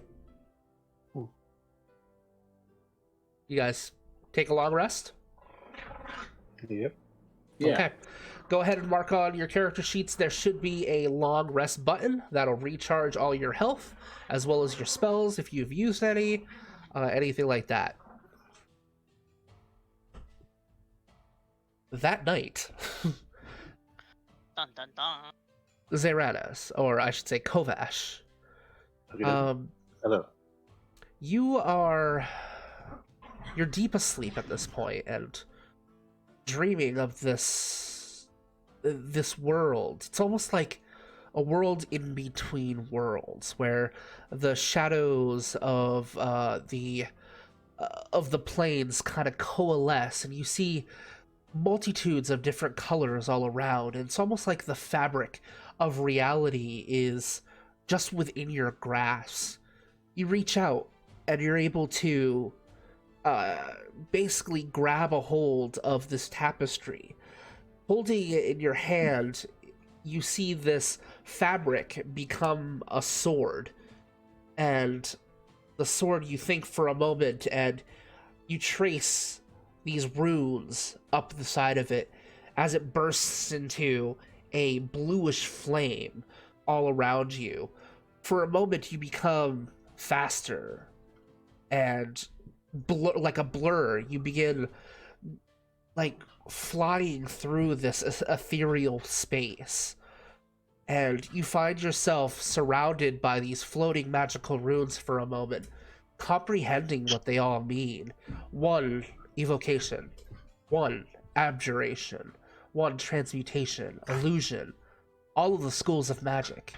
They swirl around you and jump into your body, and you feel the essence, the power, the magic all around. And then you wake up. It is morning. Bimkin, you have already been awake since you only need to take trances, being an elf. You only have to rest for 4 hours. You open your eyes and you look at Kovash basically jerk out of bed, instinctively unsheaths his blade, and you're looking at him holding his blade out, but instead of a normal sword, you're seeing the sword with a blue flame just bursting with energy in his hands. Morning. He'll just sort of, there's a long pause, and then he sort of looks at it, sort of looks down at the sword, sort of like, there's a brief moment of panic, like as if like, oh shit, my sword's on fire. Oh, right, this, that was weird. This is weird. If for a moment you concentrate and it flickers and fades away. So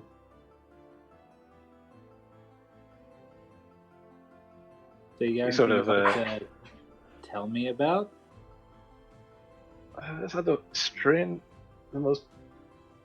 I had a very, very surreal dream. I'm not sure it was a dream now that I think about it. He sort of, concentrates again to like reignite the. You're able to do so. It's a cantrip, so you can do it as much as you want. Off on. Yep. It's like, I have a lightsaber. Ash, no, you see this as well. Yeah, you do. Oh my god, you have a blue lightsaber. Yeah, he doesn't like do the off-on thing. He's not that irresponsible, but he does it like he basically does it, that one time. Sort of goes, okay, I can do this, at will, and then sort of turns it off again. Quickly sheaves it, realizing, it's like, oh, hopefully no one else saw that besides. You're a wizard, Kovash.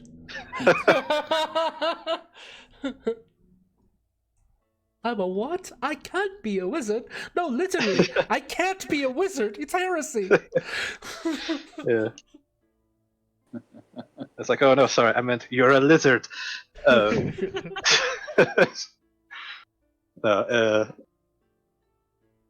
yeah, okay. He just sort of puts the sword very carefully back in the sheath, and that's what he goes, okay. And there's this sort of ambient feeling that you're feeling. It's like the world feels different around you. You can feel the fabric of reality. Like you could just reach out and grab it if you wanted to.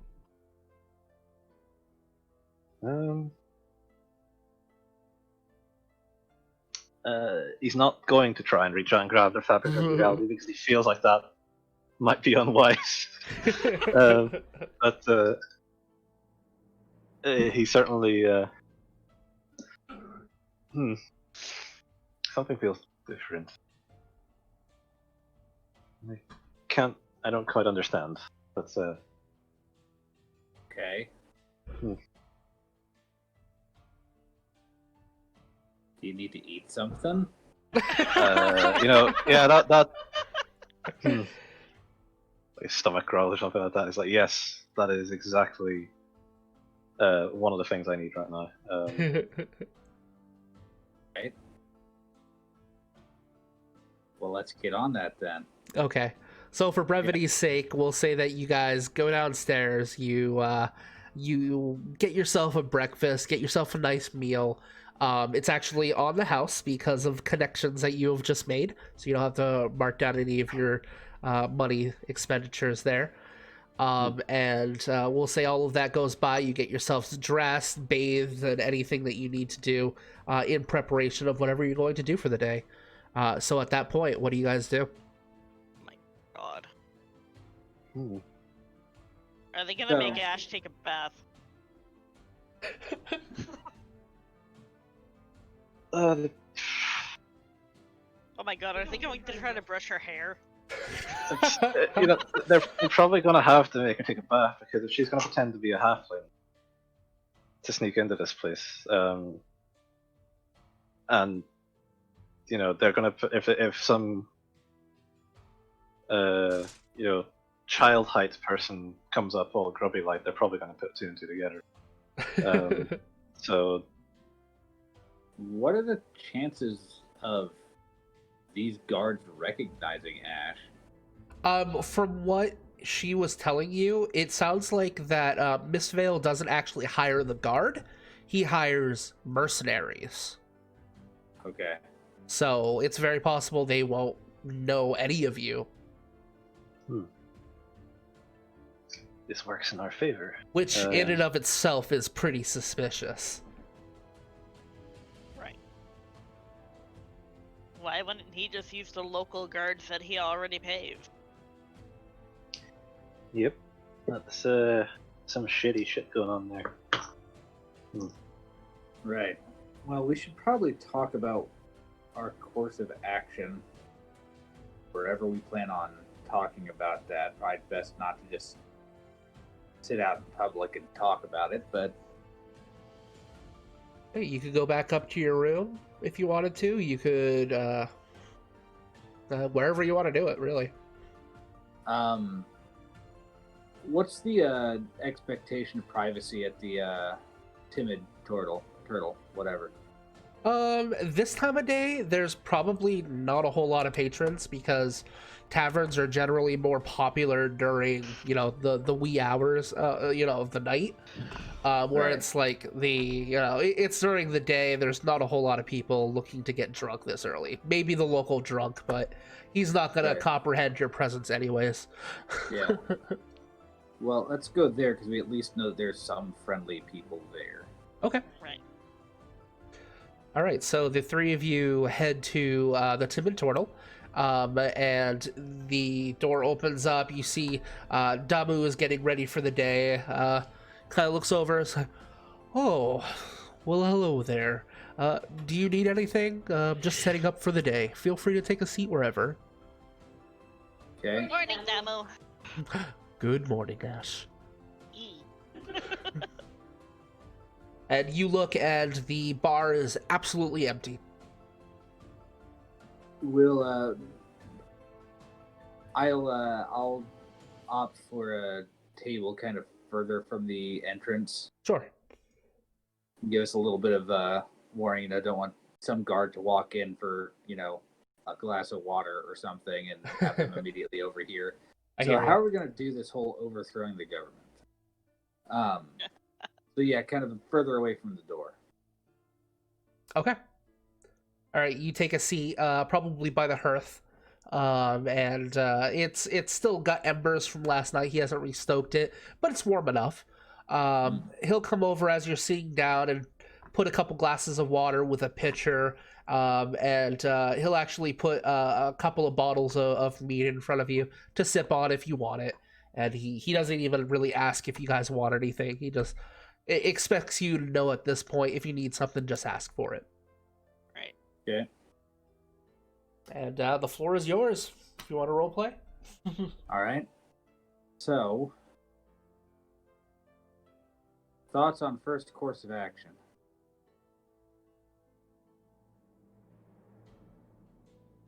Do we want You need to get a disguise for the halfling look. Right.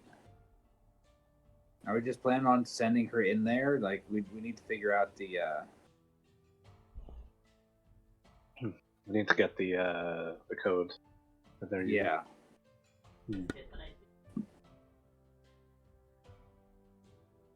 So we'll, what, are we just going to send her in there to figure out the codes? Just use her halflingness to overhear things? Or I'm kind of at a loss at how we overhear a secret code.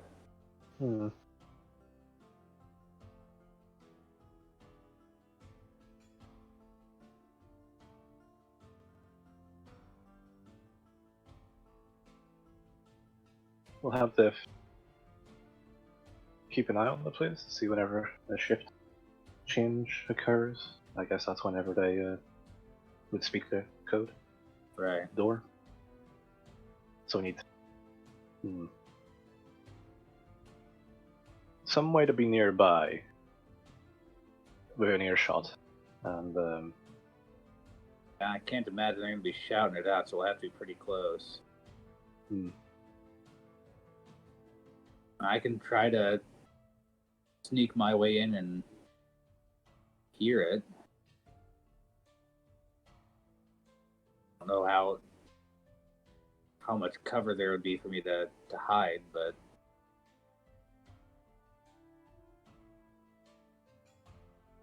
yeah.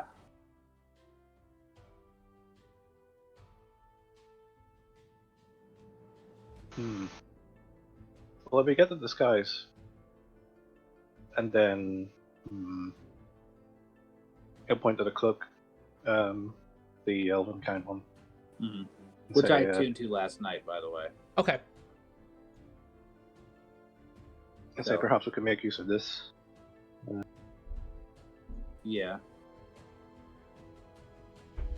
Think we should have her wear it? Do you want me to sneak around wearing it, or? Go out and look at Ash, and hello. I'm really good at being sneaky.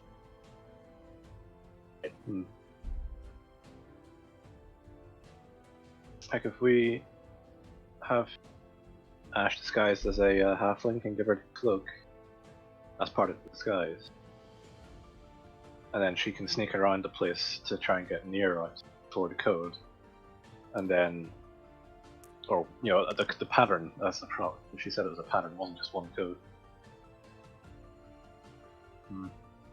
Okay. So it's going to need someone very sneaky to, you know, stick around that long. Right, yeah, and Ash knows her way around. So, yeah, she'd be the best choice. Do we need to get her disguised before she's sneaking? I mean, ideally she won't be seen, so... That's a good point. Get her disguised before we actually go in there. Yeah, that's a better idea. So... Yeah, I'll take off the cloak and give it to Ash. Yay! Okay. You can take a quick hour and attune to it. You can kind of feel the magic in your hands as you're holding it. And you put it over at first, and it doesn't fit. It is way too big for you. However, as you're focusing on it, and you feel the power of the Cloak of Elvenkind, it actually begins to shape and form to your actual size, and it fits perfectly. He. A few moments come by, and you see Damu walk over, and he's got something in his hands, a box, and places it on the table. Says, "I couldn't help but overhear that you were looking to disguise the little one. This should help." He gives a smile with his big turtle grin before walking away. And any one of you can add a disguise kit to your inventory. Ah. Probably best to give that to Ash, are you proficient? I am. Yes. I am proficient in disguise kit. Nice.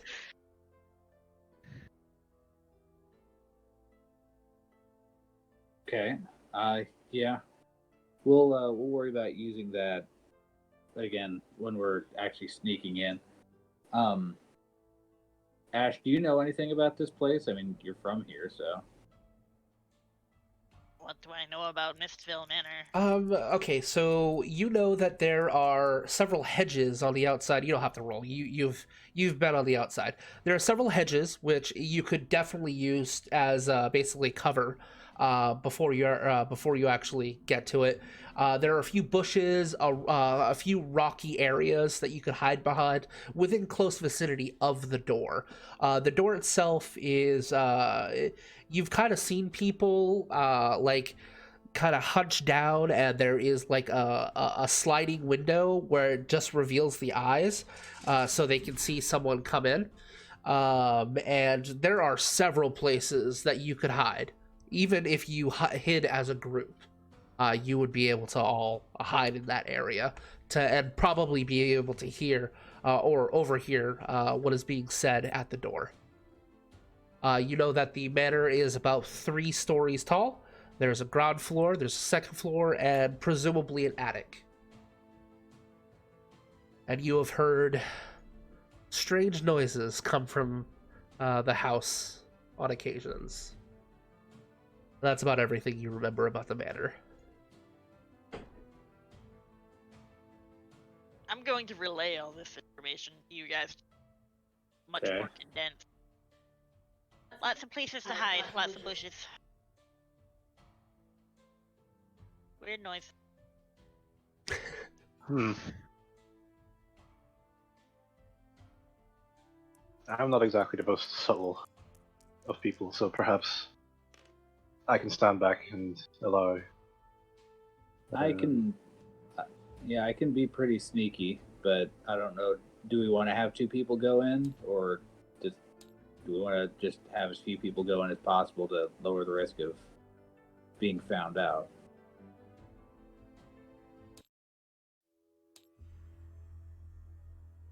Because if we caught, they may just change the codes. Right.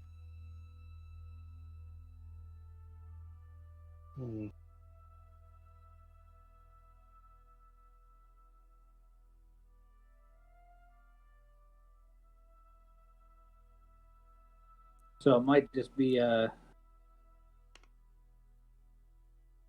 Ash, we send you in. Okay. You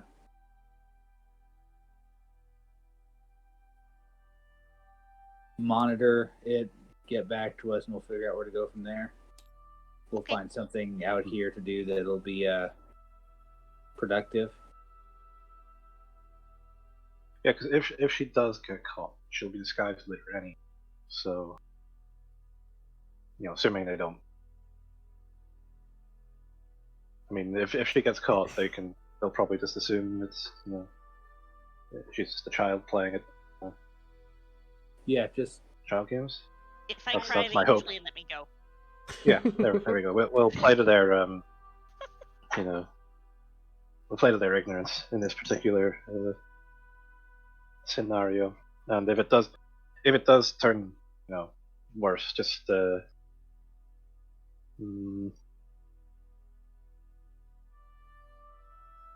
of call for help, basically. We'll be nearby. Yeah, do we know about where in town this place is? I know where it is. But do do Bimpkin and Kovash now? Yeah, you would have been able to see it from a lot of locations. It's the biggest building in town. Is there someplace nearby that we could realistically stand around? Like, is a market nearby? Someplace we could be without being suspicious, where we could kind of keep an eye on that situation. Hang on just a second. I mean, the temple's nearby.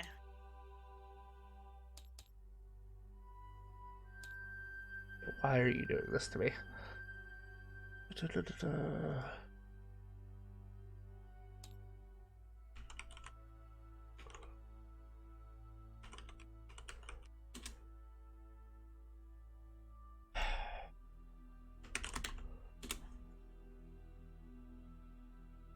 Yeah, just a second. I lost the bookmark on the tablet. Oh dear.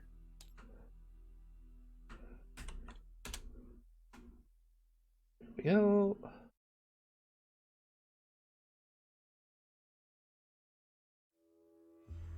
Okay, so I have it on the screen now. So basically, it's going to take you a couple seconds to see it on the stream. But this is the manor right here. There are some hills over here that you could definitely hide in. There's trees and bushes and whatnot. There's a few buildings clustered over here. The courthouse, the Temple of the Gray Hand. Here's the clock tower that you're at. There's a rocky area over here. There's a lot of places that you could potentially go.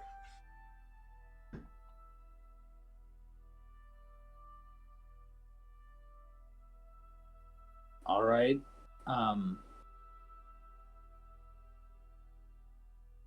Those hills look like they're probably the closest to the entrance, yeah? Yes. All right. We'll go into that hilly area over by it, and we'll try to kind of keep an eye and ear out. Sure. And if she gets into trouble, we'll just swoop in and see what we can do to help her. Okay. All right. So, are you guys headed out now, or is there anything else you want to do before you head to the manor? I can't think of anything else to do. Okay. Kovash? I'll sort of let Damu know, sort of, not the whole plan, but just generally where we're going to be in case anything happens.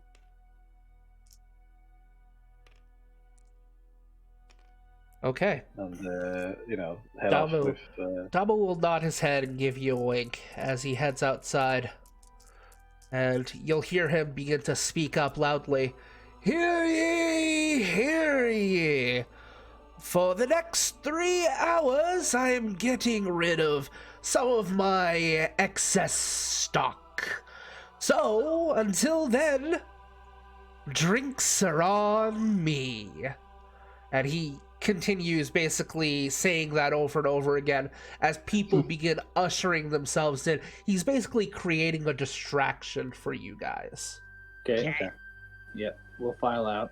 The 3 of you file out and you begin heading in that direction. Because of the distraction, he's essentially helping you on your stealth checks. So everyone gets to roll at the advantage for stealth. Zay, because you're wearing you're at a regular roll. Indicates mine. Yes. Yeah. Why is my? I am trapped. Oh, hold on. There we go. Right. So I was like trapped looking at the tablet. It wasn't letting me scroll away. Right. I'd like to point out I bought these dice specifically for this this campaign, and it's been a pain in my ass ever since. Yeah. I got a 5. Okay, what did everybody else roll? You got a 16. 16? I got a 7. You got a 7 with the advantage? Nat 1 and a Nat 2. Oh, no. You gotta be kidding me. Okay, so the 3 of you are sneaking along, and Ash, you disappear. You're gone. And there's this one point, and a guard like kind of sees you moseying to the manor, and he looks at you kind of confused and walks over to the two of you, and he's like, "Oh, what are you doing? The timid turtle is giving away free drinks. You would be crazy not to take him up on that offer."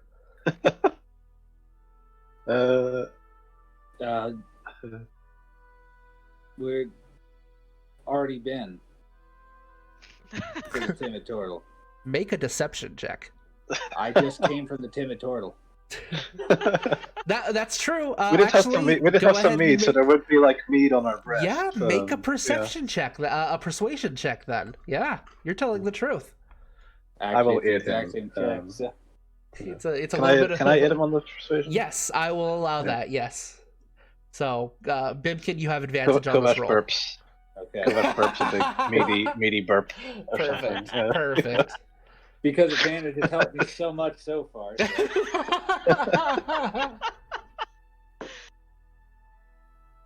I just rolled 2 5s in a row. Oh my That god. makes it an 8. An 8. All right. Let's hope he's I'm gonna done. return these dice. I'm gonna take them back in there. I'm sure that'll go over well. I guess we just go back and get more. Get more. Come back. You Yeah. see him kind of look at you with an arched brow, like, right. And he walks away.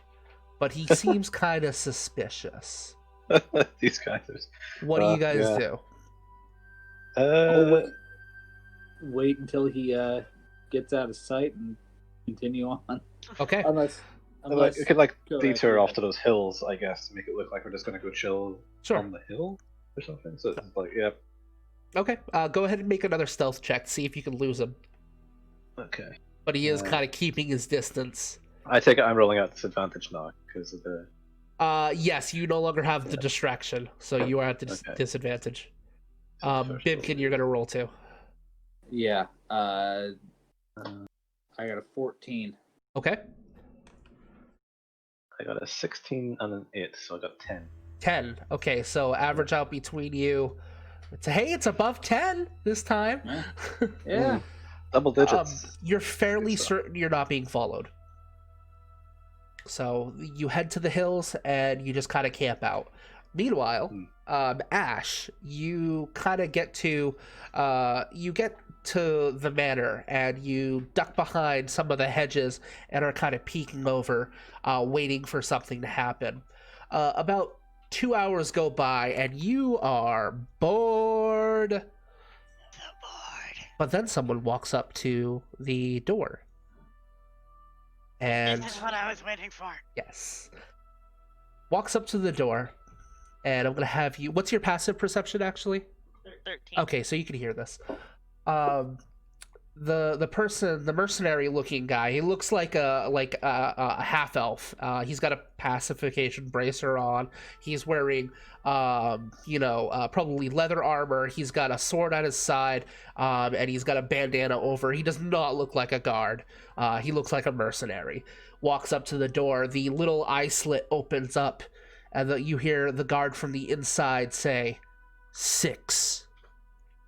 And then the mercenary looks at him and responds with 3. The door opens, and the guard is allowed in. Okay. What do you do?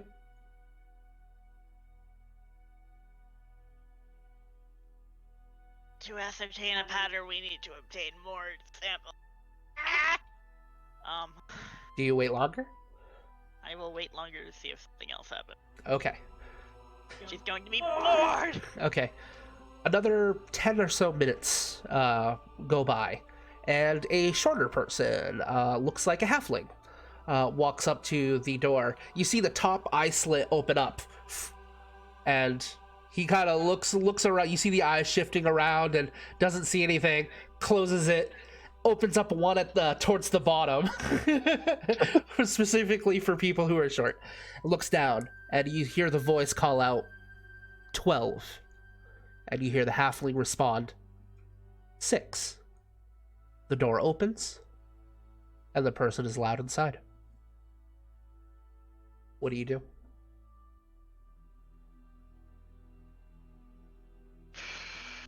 Well, I'm tired of sitting around waiting to hear people spout out numbers that are clearly have each other. Go try to find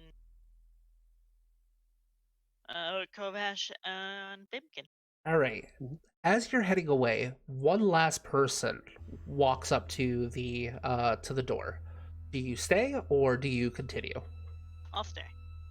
You see what looks like a half orc walk up, and you can overhear the voice open up the. He opens up the eye slit, says, 10. The orc looks at him and says, 5. The door closes. The eye slit closes. The door does not open. You see the orc kind of like, he looks pissed off for a moment and stops away. And he is not granted access. Huh. You go back to the others?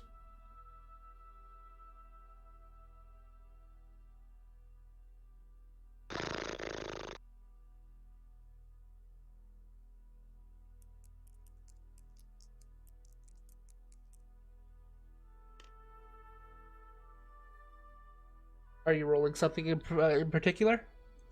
I was going to give myself a basic intelligence check to see if Sure. um You have anything in investigation? I have a +1 in investigation, but I rolled a nat 20. Okay. So that's why my face palm, because I was like, So if I roll above 10, Ash will stay to see if there's more to the pattern, and under So- 10 she'll go. you think for a moment, and you hear the first person say 6, and the person responded 3. Okay, was let in. The second person came in 12. The other person responded 6. Okay, easy enough. It's half of the number is what the code is. Yeah. The third person said 10, but responded with 5 and was not let in, which leads you to believe that it's numbers that they're saying, but there is not a mathematical equation. They use numbers specifically to throw people off and think that is some sort of mathematical equation when it is not. And that is what you get with your nat 20. Basically, it has nothing to do with the number. It has more to do with the word.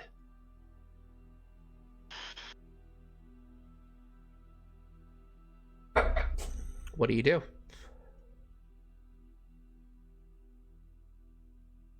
And with that nat 20 that you rolled, you will remember all of this if you relay this information to them. Do you continue and wait? Because you do see more people heading in that direction. Yeah, I'll wait, as boring as it is. Okay. Another person walks up. The person from the inside says 7. The visitor says 5. The door opens, and he is led inside. The fifth and final visitor walks in and says 0. The visitor responds with 1 and is not admitted entrance. And that seems to be it. Okay, now I go fine. Okay. Go Vash and Vim can give. You head to the hills. Go ahead and make a stealth check to make sure you are not followed. This is at the advantage because of your cloak. Well, there's a 23 right off. Okay. Yeah, Yeah, no 23. no fucking problem. You get back to them. You find them relatively easy. They're kind of in a valley between two of the hills. Probably sneak up on them. Both of you, you do not see her until you hear her first. What do you say? Kovash is probably pointing boring. at a cloud or something. And then you hear a little voice say, "That was boring." Oh, Huh. learn anything interesting? She's going to relay the numbers to you guys and whether or not the door opened. Okay, so I'm gonna repeat this for you guys. First visitor, the question was 6, the answer was 3, and the person was let inside. The second visitor, the person said 12, the visitor responded was 6, and was let inside. The third visitor, the person said 10, the visitor said 5, and was not allowed inside. The fourth visitor, the person said 7, the visitor responded with 5, and was allowed inside. The last visitor, the person said 0, the visitor said 1, and was not allowed inside. I hope you guys wrote that down. I did. Okay. It must be the number of letters.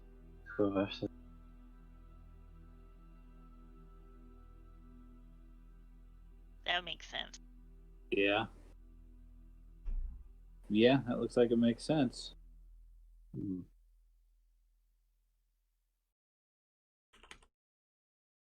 Okay. What do you guys do? When she was watching, was it just a single person each time, or was there ever a group? It was a single person each time. Okay. So to go up there as a group would be very sus. All right. Do we feel like going in now, or Maybe wait tonight. Yeah. is there a benefit to waiting? It's dark. Yeah, but we were told that we could move around with impunity if we have the code, which we have.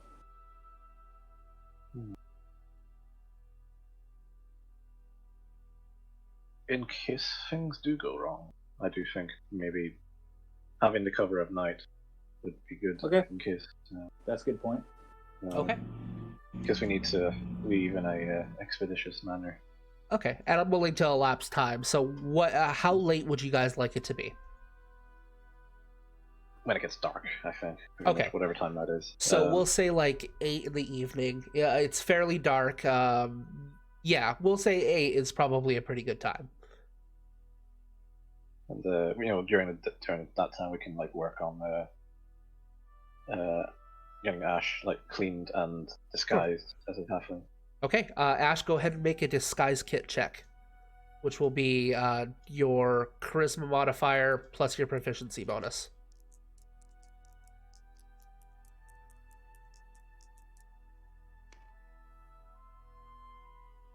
I'm getting help with this, right?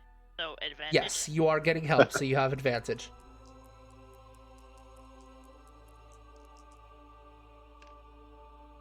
Are you kidding me? I rolled a 2 and a 3. Oof. Okay. I've had worse. But it's a plus 7, so 10. So it looks passable. It's not the best disguise though. You could attempt to do it again. It would just take a little bit more time. Well, I So mean, it'd take, we're like- waiting. We could get like You could Ophi take to help. Yeah, you could take 10 if you wanted to, or you could roll again.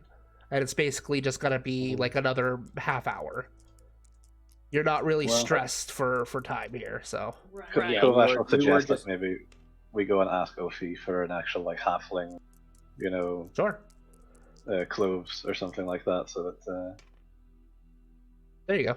A 19. 19. Yeah, so you go find Ophi. Ophi is more than willing to help you guys out. She gives you some of her clothes, a nice little tunic. She makes it look like you actually are a mercenary. So she gives you like one of her old adventuring tunics that she had. So it's a green tunic with some lacing. It looks like it's seen some battle. There's some tears and whatnot. She gives you a scabbard with a small sword, so you can go ahead and write a short sword on your inventory if you want. And yeah, she roughs up your hair a little bit, and you look you look pretty passable for a halfling.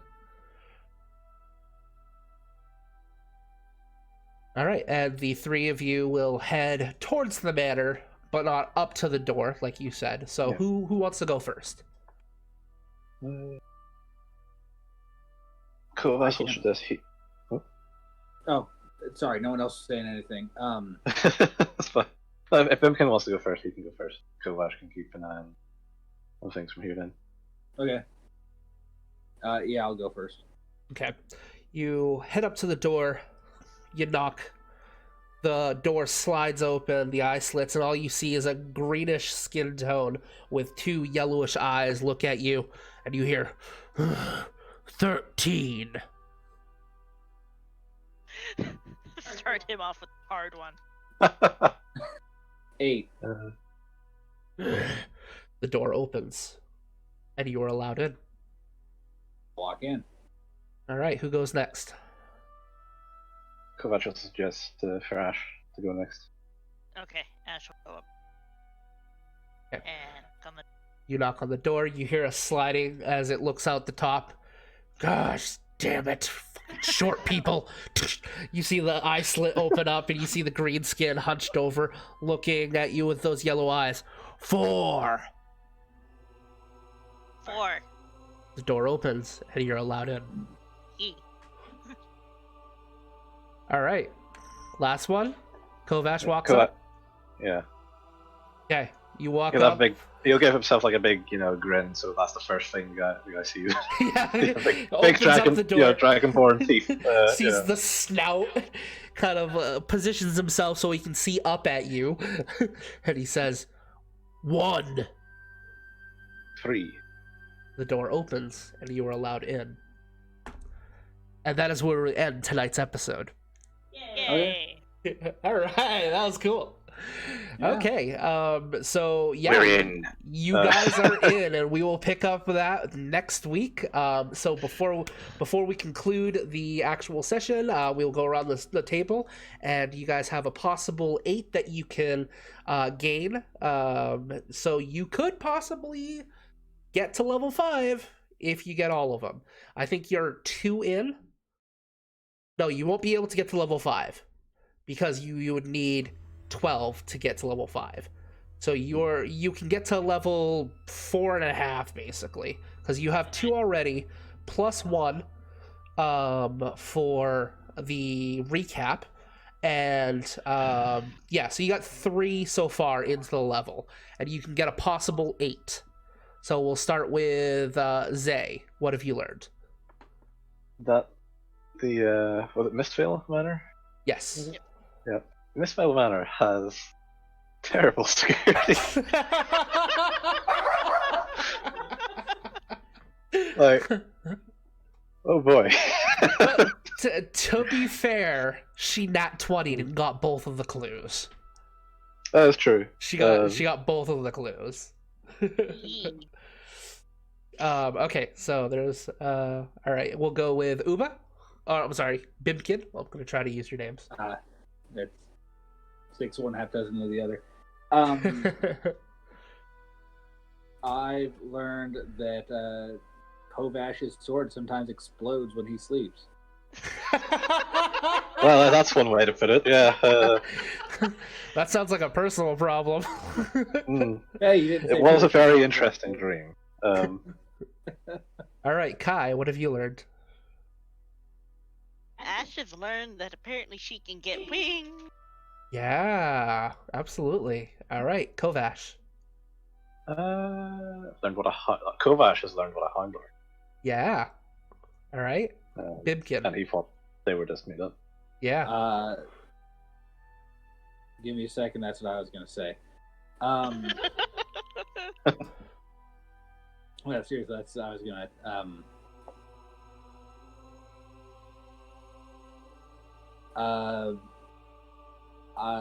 Bimkin has learned the extent of the MANTICORE organization. Yes, absolutely. Ash.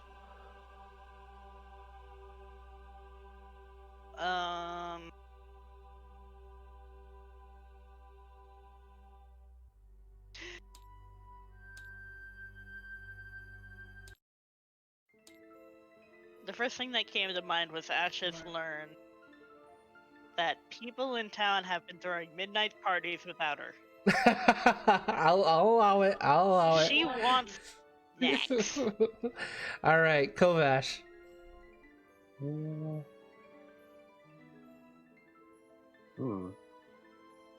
You guys got 3 more that you gotta get. Any more? Yep. Learned that the mayor of this town is up to some shitty business. Yeah. You know, So, at least you think, anyways. All at least signs according to point the laws yes. of the land. But yeah. Okay. Bimkin. Do you need something better than Bimkin has learned the joys of fatherhood? Nope, I will allow that. You've embraced it. I love it. Bimkin is wonderful. All right, Ash.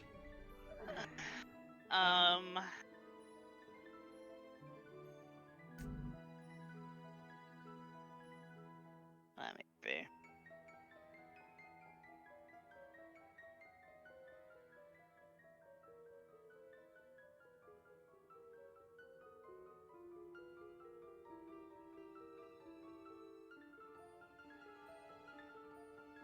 Ash learned that either nobody saw the bright glowy light or they just couldn't be bothered to go out in the rain. Yeah, probably the latter. All right. Kovash, 2 more. I don't know if the glowing sword thing already counts for it. Technically, he's all. Kovash has learned magic. Yes, I will allow that. yeah, Kovash has learned magic. It's more than just, exploding Just the glowing swords. sword. You know the concept of magic. You have the ability to alter the fabric of reality. All right, Bimkin. It happens to include an exploding blue sword. Yeah. Bimkin has learned that it is possible to observe people across the planar gap. Yeah, absolutely. All right, Ash. I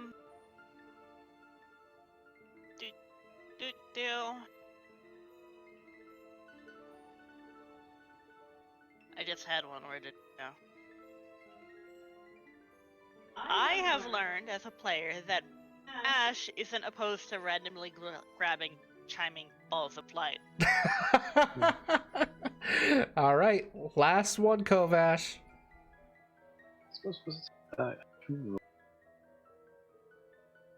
This one can't, considering all the other stuff that we have learned. Those of us who are not Ash, at least, that Ash is an Isomar from another plane, not just an Isomar from our plane. But right. Is that am I correct on that?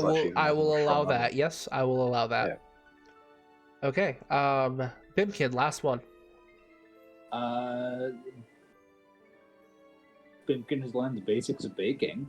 Yeah, you helped Ophi with several of her snacks tonight. Mm-hmm. All right, and the final one from Ash.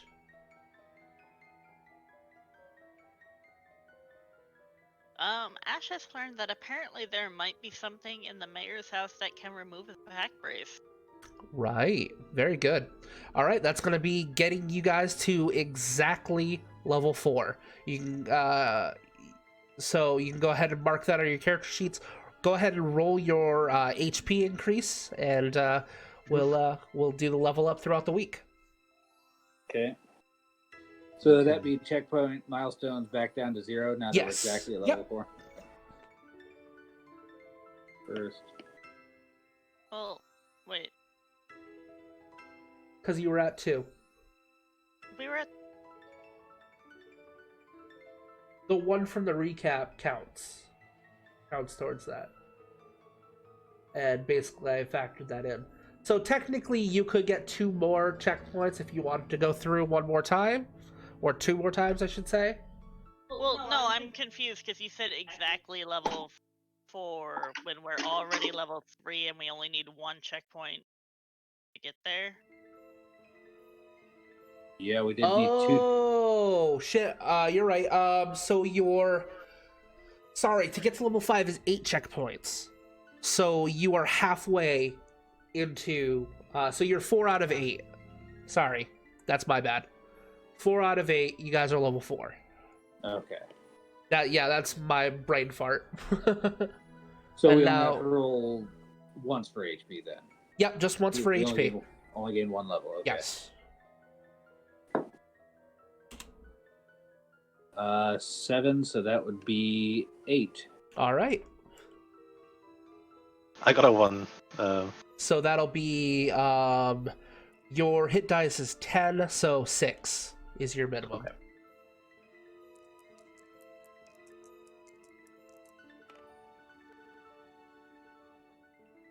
Looks like minimum for you as well. Yep. And you're a die 8, Yep. so that would be 5. All right, and that is where we end tonight's episode. I want to thank everyone who watched today. Dave, if you're watching the recap, I know you're not here now, but thank you so much for your donations and your subscription today. Very much appreciate it. We will all be meeting next week at Wednesday at the same time. Should run about the same time as well. So thank you everyone for watching, and until next time, toodaloo. Bye. Bye. Bye.